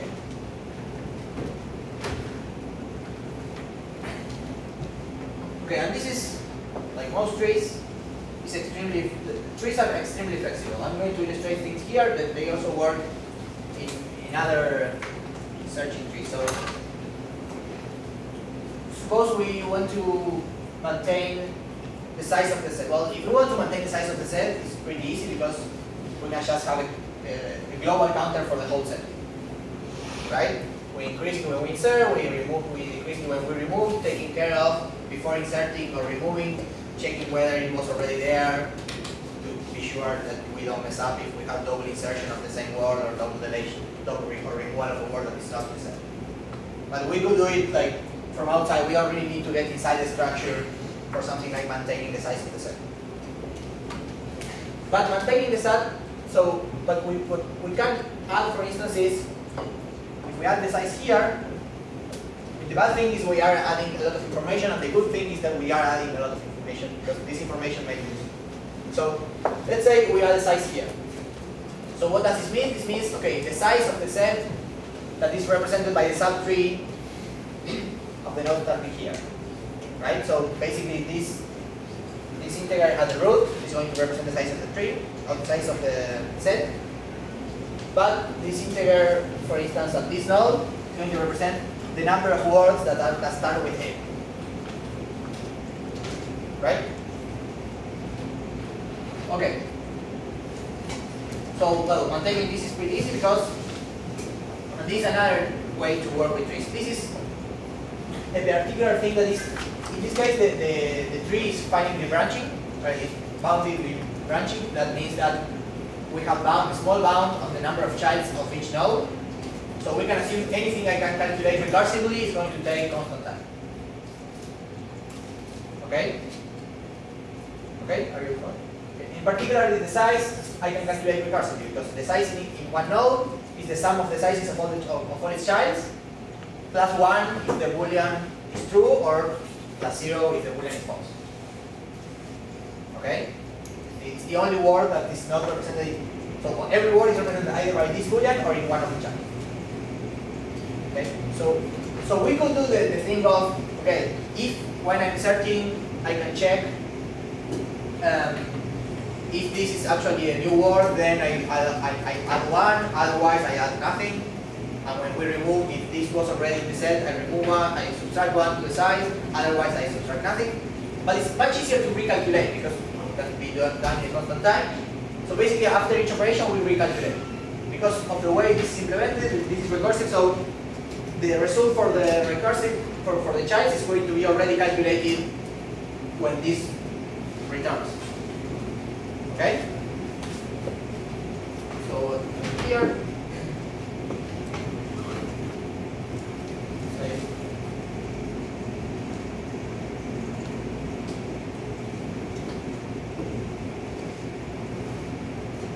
here. I mean, I know size is an easy example, but some other, this just, for some more complicated examples, this avoids repeating the code of how it is calculated, and we have to maintain invariant in a lot of places of the code. Now the invariant about the size is going to be maintained in just one function. Okay, and here we have to be a little bit more careful because we have the return.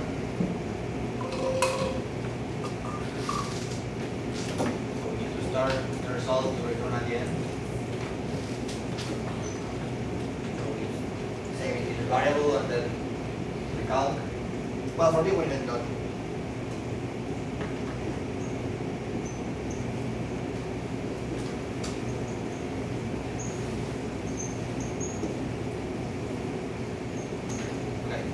In this case, of course, it's asking whether something is contained, does not modify the structure. Of course, it's not going to recalculate anything. I just wanted to show that, well, okay, this is, sometimes you have to do a little bit more of modification because the procedure has a return type. Okay, you could have something that both modifies the structure and returns. And in that case, you need to do something. And then we have a procedure reconcile.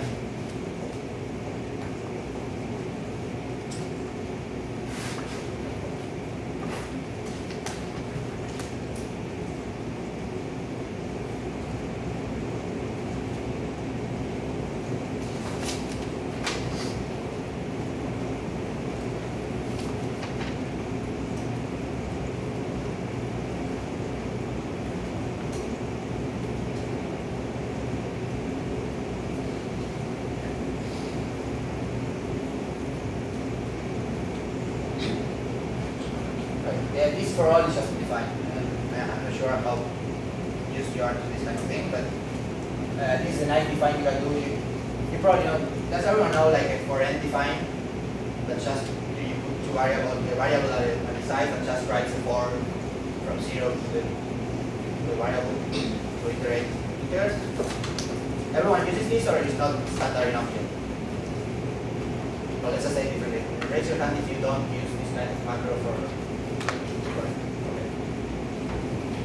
Okay, because otherwise the code in the board is going to look pretty.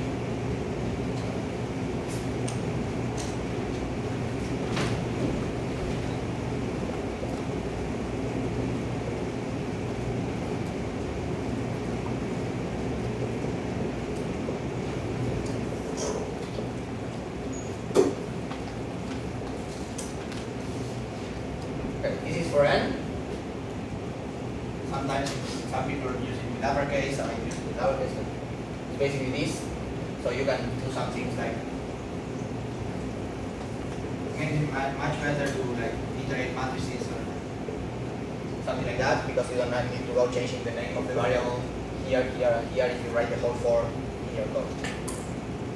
You probably did it, right? Like I know you have a for I equals 0 to n, j equals 0 to n, and k equals 0 to n.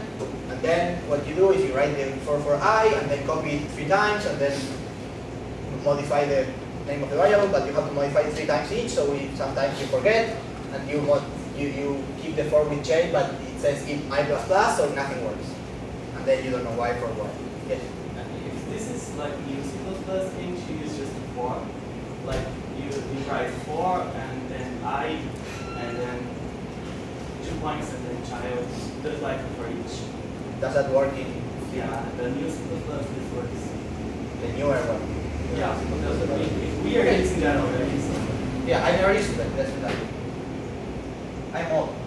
So I'm expecting to have all the work. I mean like this, like Java style? Yeah. Without the even type for I? Yeah, it's just like that. I think like you should put an auto before. Auto reference. Yeah. That should name by virtue. Output? Auto. Like automated. Alpha. Okay. Okay, yeah, same thing. Okay. Yeah, I'm sure that won't work because library that does not have C++. Yeah. Was 10 or 10, I don't know. Okay. Well, okay. This one everyone understands? Okay, so yeah, so we basically calculate the size. We start at 1 or 0 depending on whether the food is true or false, and then we add the size for all the childs, and then we're done. Okay, and since then, this for in particular we know is bounded because it's bounded by the number of childs, which is bounded by the size of the alpha. Well, what's the best trick to remove the unnecessary nodes? Oh, so what you can do is more or less, for instance, here, or just have another thing that says recalculate 3 or something, and then you check for each child if you already have the size, you can check if the size of the child is 0 or not. That's more or less it. But you know the parent to remove, or Yes, because you cannot remove yourself. Because yourself are stored in the dictionary of the parent, so the parent has it. So basically, when you are in the recursive function, because for instance, you can never remove the root. If you remove the root when it's empty, then you have no, you never have the empty set at the beginning. So yes, so when you come back from the recursion and after remove, because it's the only way, you check and if the size of the you iterate the childs, and if one of the child has size 0, you remove.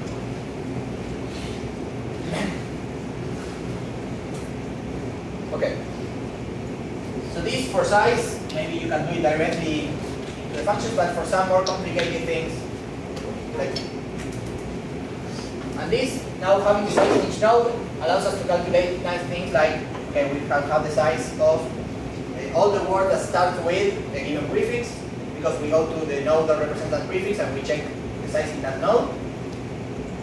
But also allows us to calculate, for instance, the size of all the words that are lexicographically less than a given thing. Right? Because suppose you want to calculate number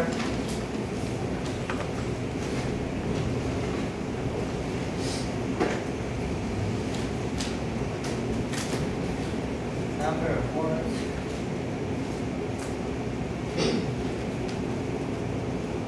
lexicographically less than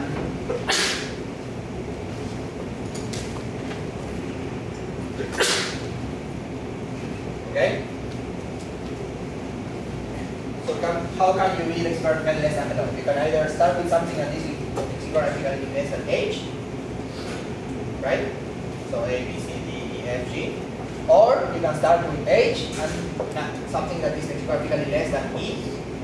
Or you can start with HE and something that is lexicographically less than L, and so on and so forth. Okay, so this basically means that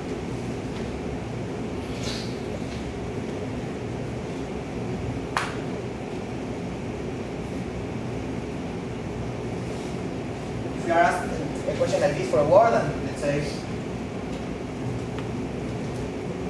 is the path that represents the word, then all the branches that are to the left of this branch are lexicographically less than this word. Okay, and now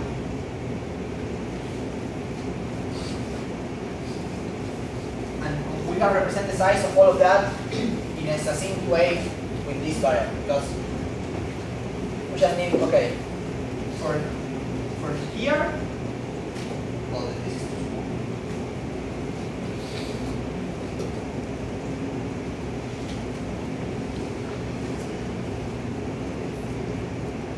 First, we add up this one and this one because they are to the left of this, and then we already counted all their subsets. Okay, because the size here represents all the sub-tree, and the size here represents all the sub-tree. Okay? And now we go below the first, which would be H in this example.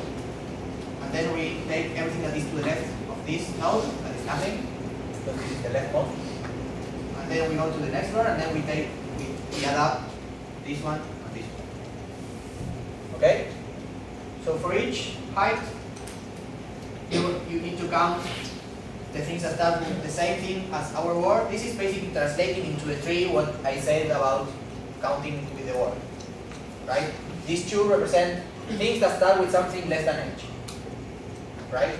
And these two will represent something like things that start with he and then something less than l. Right? Because it has the first two in common, first letter and second letter in these two edges, and then the next one is going to be less than 1. Okay? So in this way we can calculate in linear time, but the linear time times the size of the alphabet. Okay? This kind of question. Okay? And if you notice, this is more or less the same trick as one does for when you have a balanced tree, like you know, binary search trees.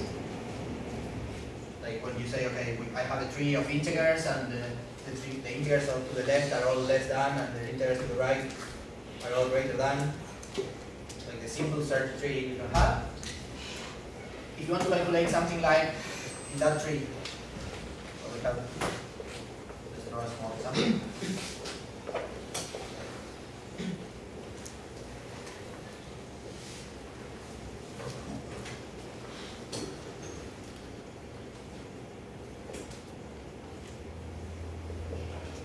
Okay.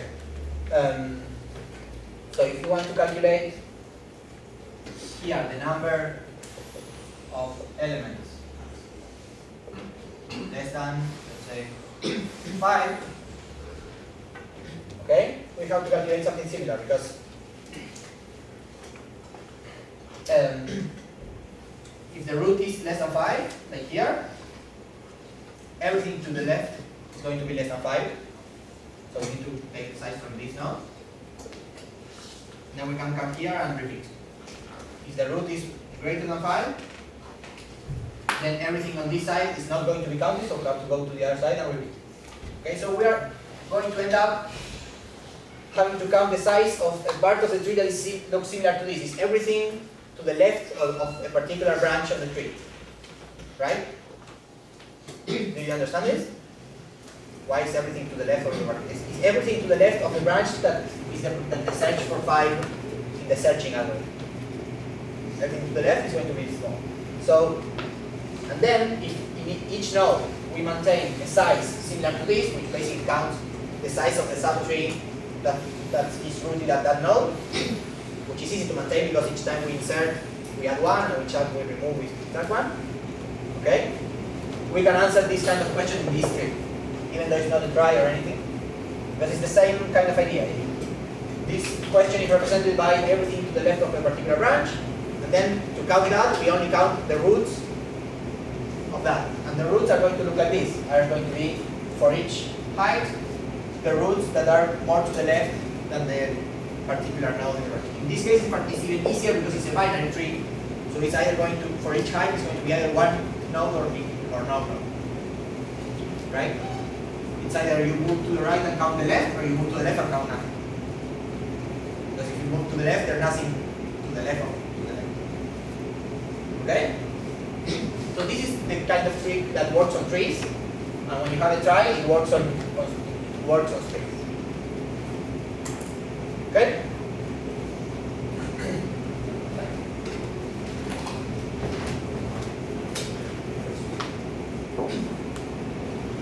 Okay, and this is a good way to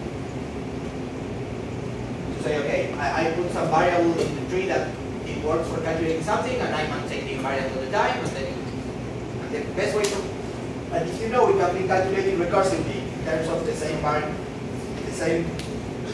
data or something, maybe some extra data from the child. If that's calculating in constant time, then each update is not going to cost you extra, right? Like here we do it while we insert or while we remove.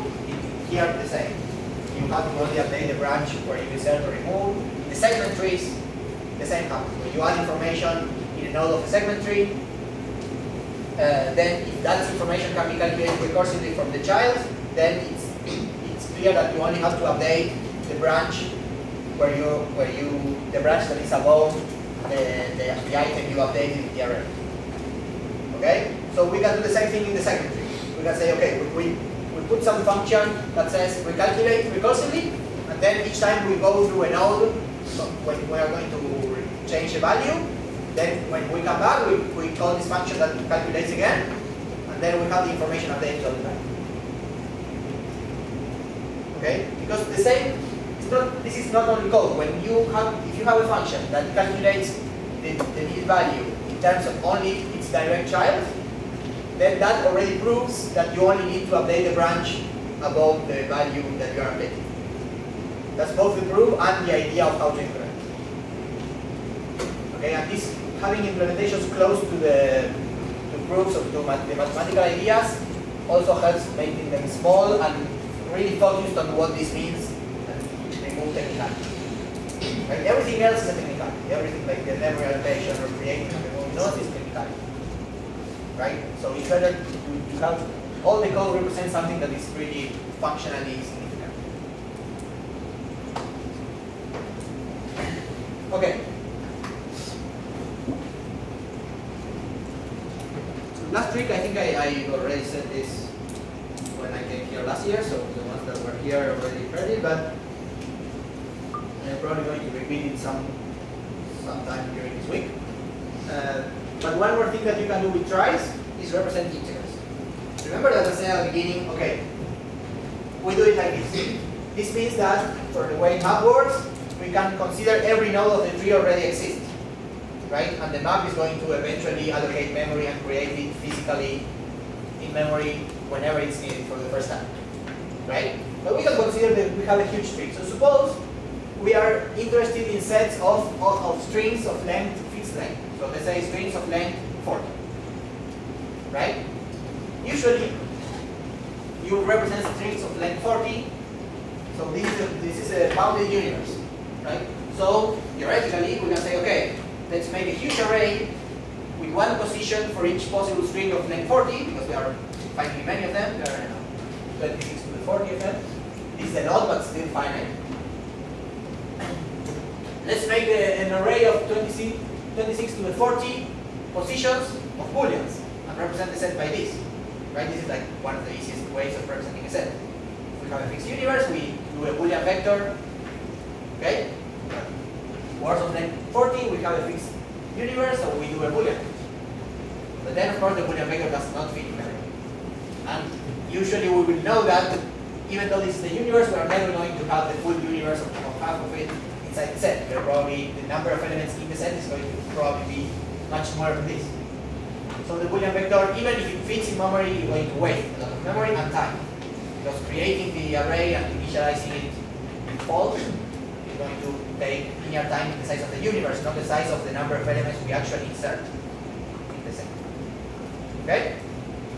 But this is a way of also representing this kind of arrays.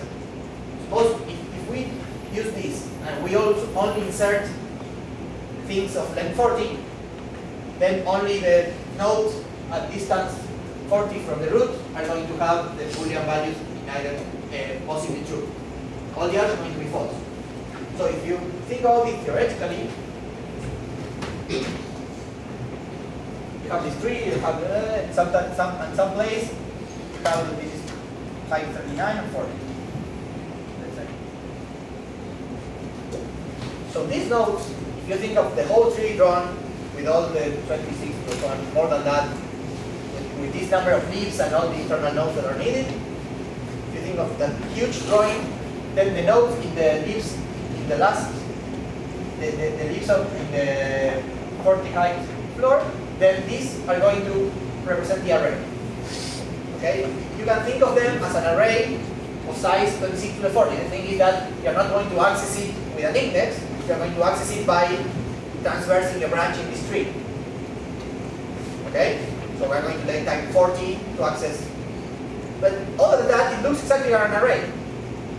Because we can do things that we do an array like, okay, move to the element to the left or to the right. Okay, moving to the right can take, on average it's not going to take a long time, but these two can be really far away. Right? Because they could actually, the common ancestor of two nodes could be the root. But still, you can do, if you need it, you can do some tricks to move between them. But the nice thing is that if we only need like random access, which is what we usually do in an array, I mean, when we represent sets as Boolean arrays, what we usually use about the array is that we have random access. We can take the element or the integer that represents an element and access immediately the Boolean that represents whether that element is inside the set or not. Okay? Well, here we can do it the immediately. It's kind of not so immediately, but still, once we learn how to write these simple functions, which is always the same recursive function for accessing, then we more or less have a virtual array with random access, right? And this is more or less efficient, even because it's still linear. I mean, actual arrays in memory are also linear in the size of the index you want to access. The thing is that the index you want to access is bounded by 32 or 64 bits. But still, theoretically, if you want to add an index to the initial pointer and the index can be arbitrarily large, then you still have linear time for the addition. But in practice, this is going to be a little bit slower, but not so much. And as you may notice, on top of this virtual array, we have the tree structure. So this tree structure is actually the segment tree of this array. Okay? We have now, well, this is not binary, but still, we have some nodes that represent small chunks of the array, in this case, size 26 chunks of the array. Then here we have things in the floor, the height 38.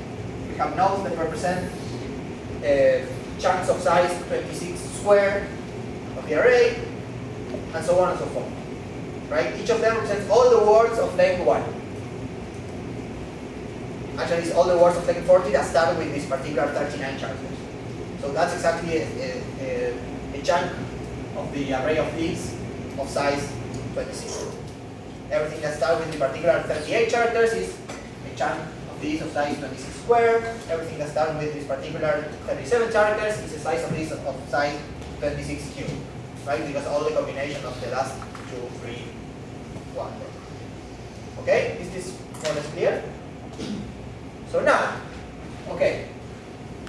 So if instead of, so now words can represent integers, right? Because computers do this all the time.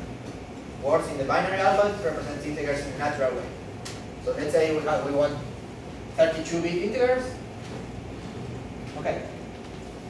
Then we have 2 to the 32 possible integers. Let's just say they are all positive and forget about the negative. Okay. It's just a matter of shifting.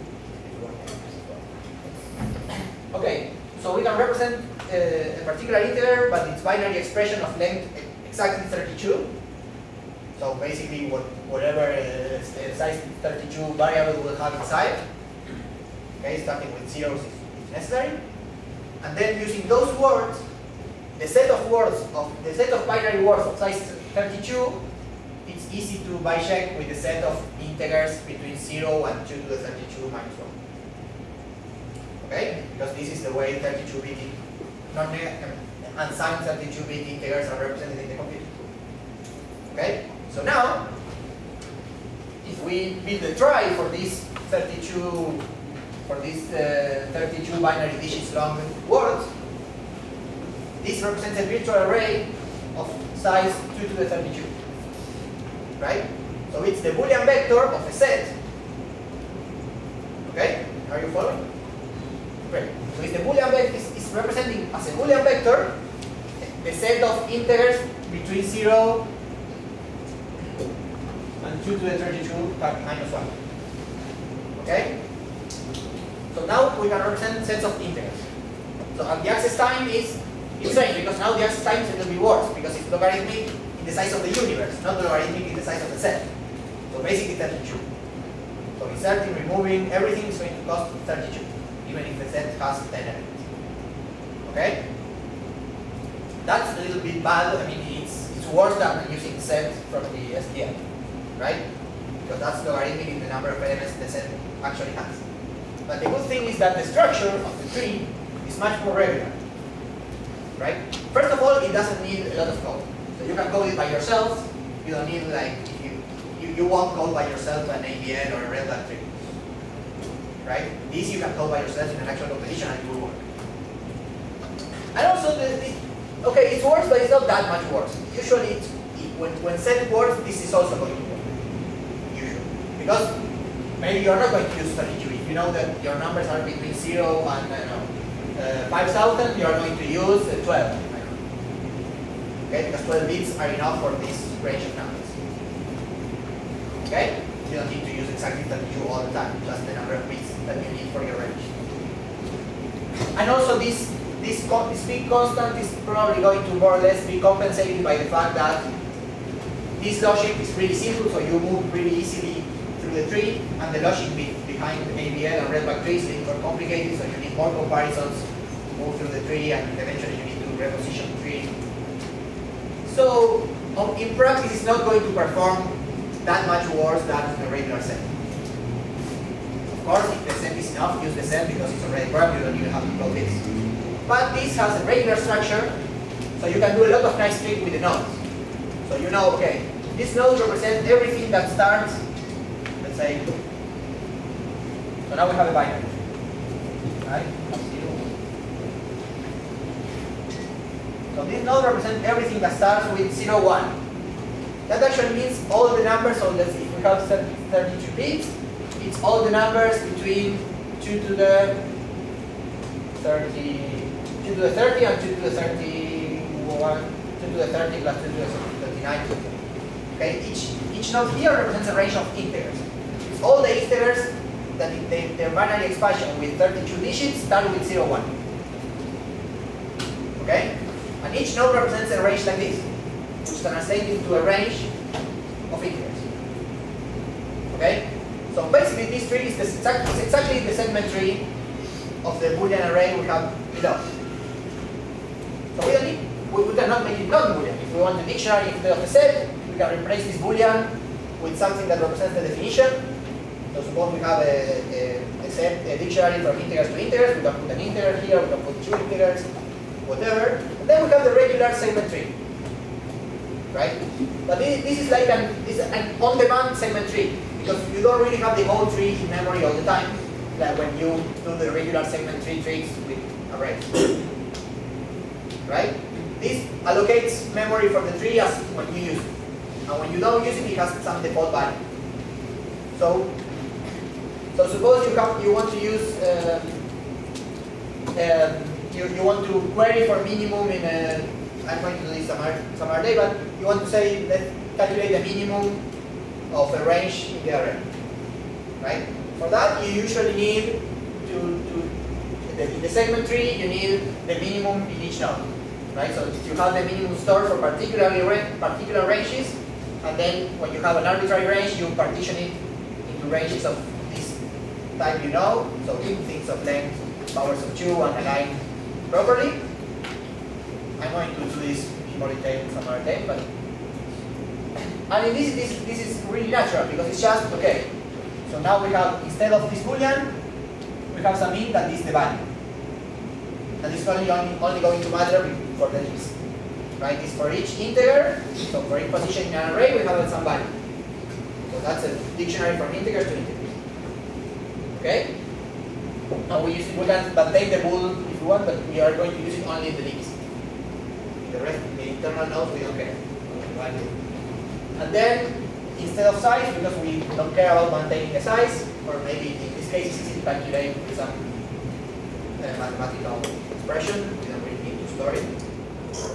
Because now we are thinking of this as an array that has that is completely full, right? We only care of the mapping to values, but not, I mean, we consider every integer to be inside the set. We are really interested in the dictionary part, or so which value is assigned to each of the integers, the range.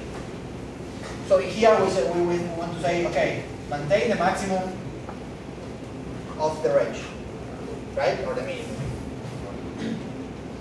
Okay, maintain the minimum of the range. Okay, but this is done more or less the same.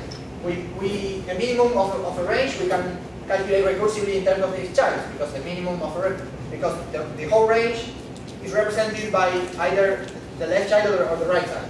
So the minimum of all is the minimum of the left, and the right. The minimum of the two minimums. Okay? So that means we can calculate it recursively in constant time. Okay? For each node.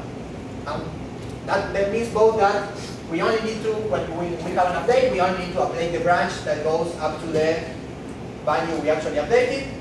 And we can do more or less this. We modify insert, remove, and we have the recalculation function. And here, instead of this, we will have a function that says something like min is equal to child 1.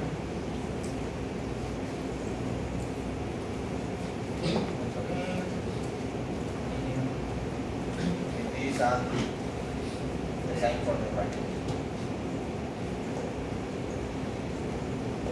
Okay? If it's binary, I usually use integers instead of characters, but you can use characters. So you can use this. With integers, you have to write a little bit less because you don't need to write this quotation all the time, but with characters, it's nice for debugging, for printing things on screen. If you want to print some paths in the tree as binary expansions, then it's better to have them as characters. But it's just a matter of conversion.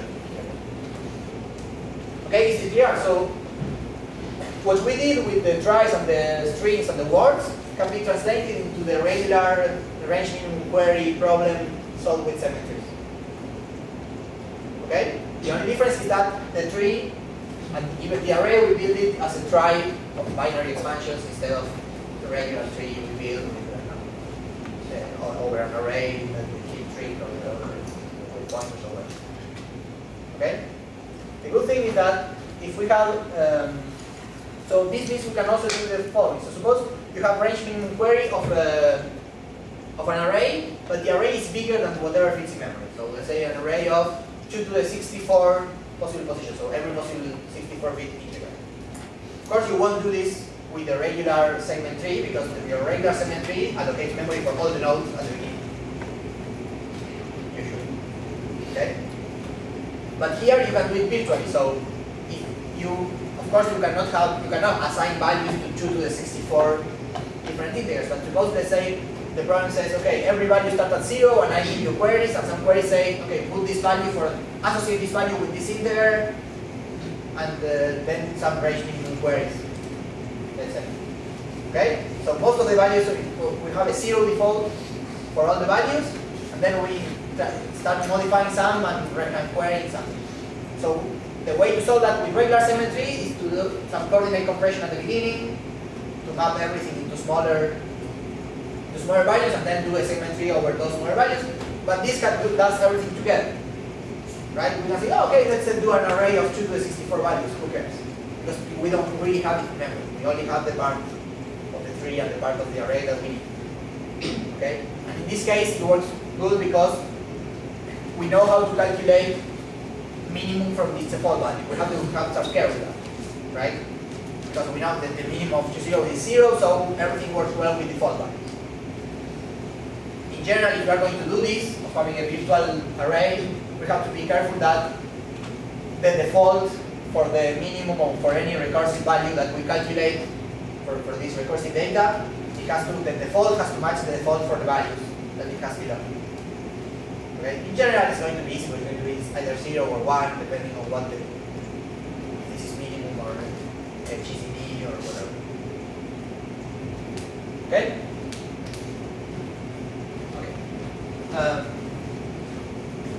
So tomorrow, at least one of the problems uses something. It's not the only solution, but it's the one I like to explain. So for today, let's finish early, and we can refresh here for a little bit and then hang out. Does anyone have any questions that we will say out loud? Okay. So if you want to ask something in private, either about the things that I talked or whatever else, like, oh, do you know where I can find problems like this, or do you know if that technique is nice or not, or should I learn this or that, or what would you recommend, or whatever, just approach me whenever, when we are having lunch or dinner or whatever, and ask me. I have no problem. Be advised that I'll not necessarily be able to answer everything you want to answer, right? but I will try out. Okay, that's it.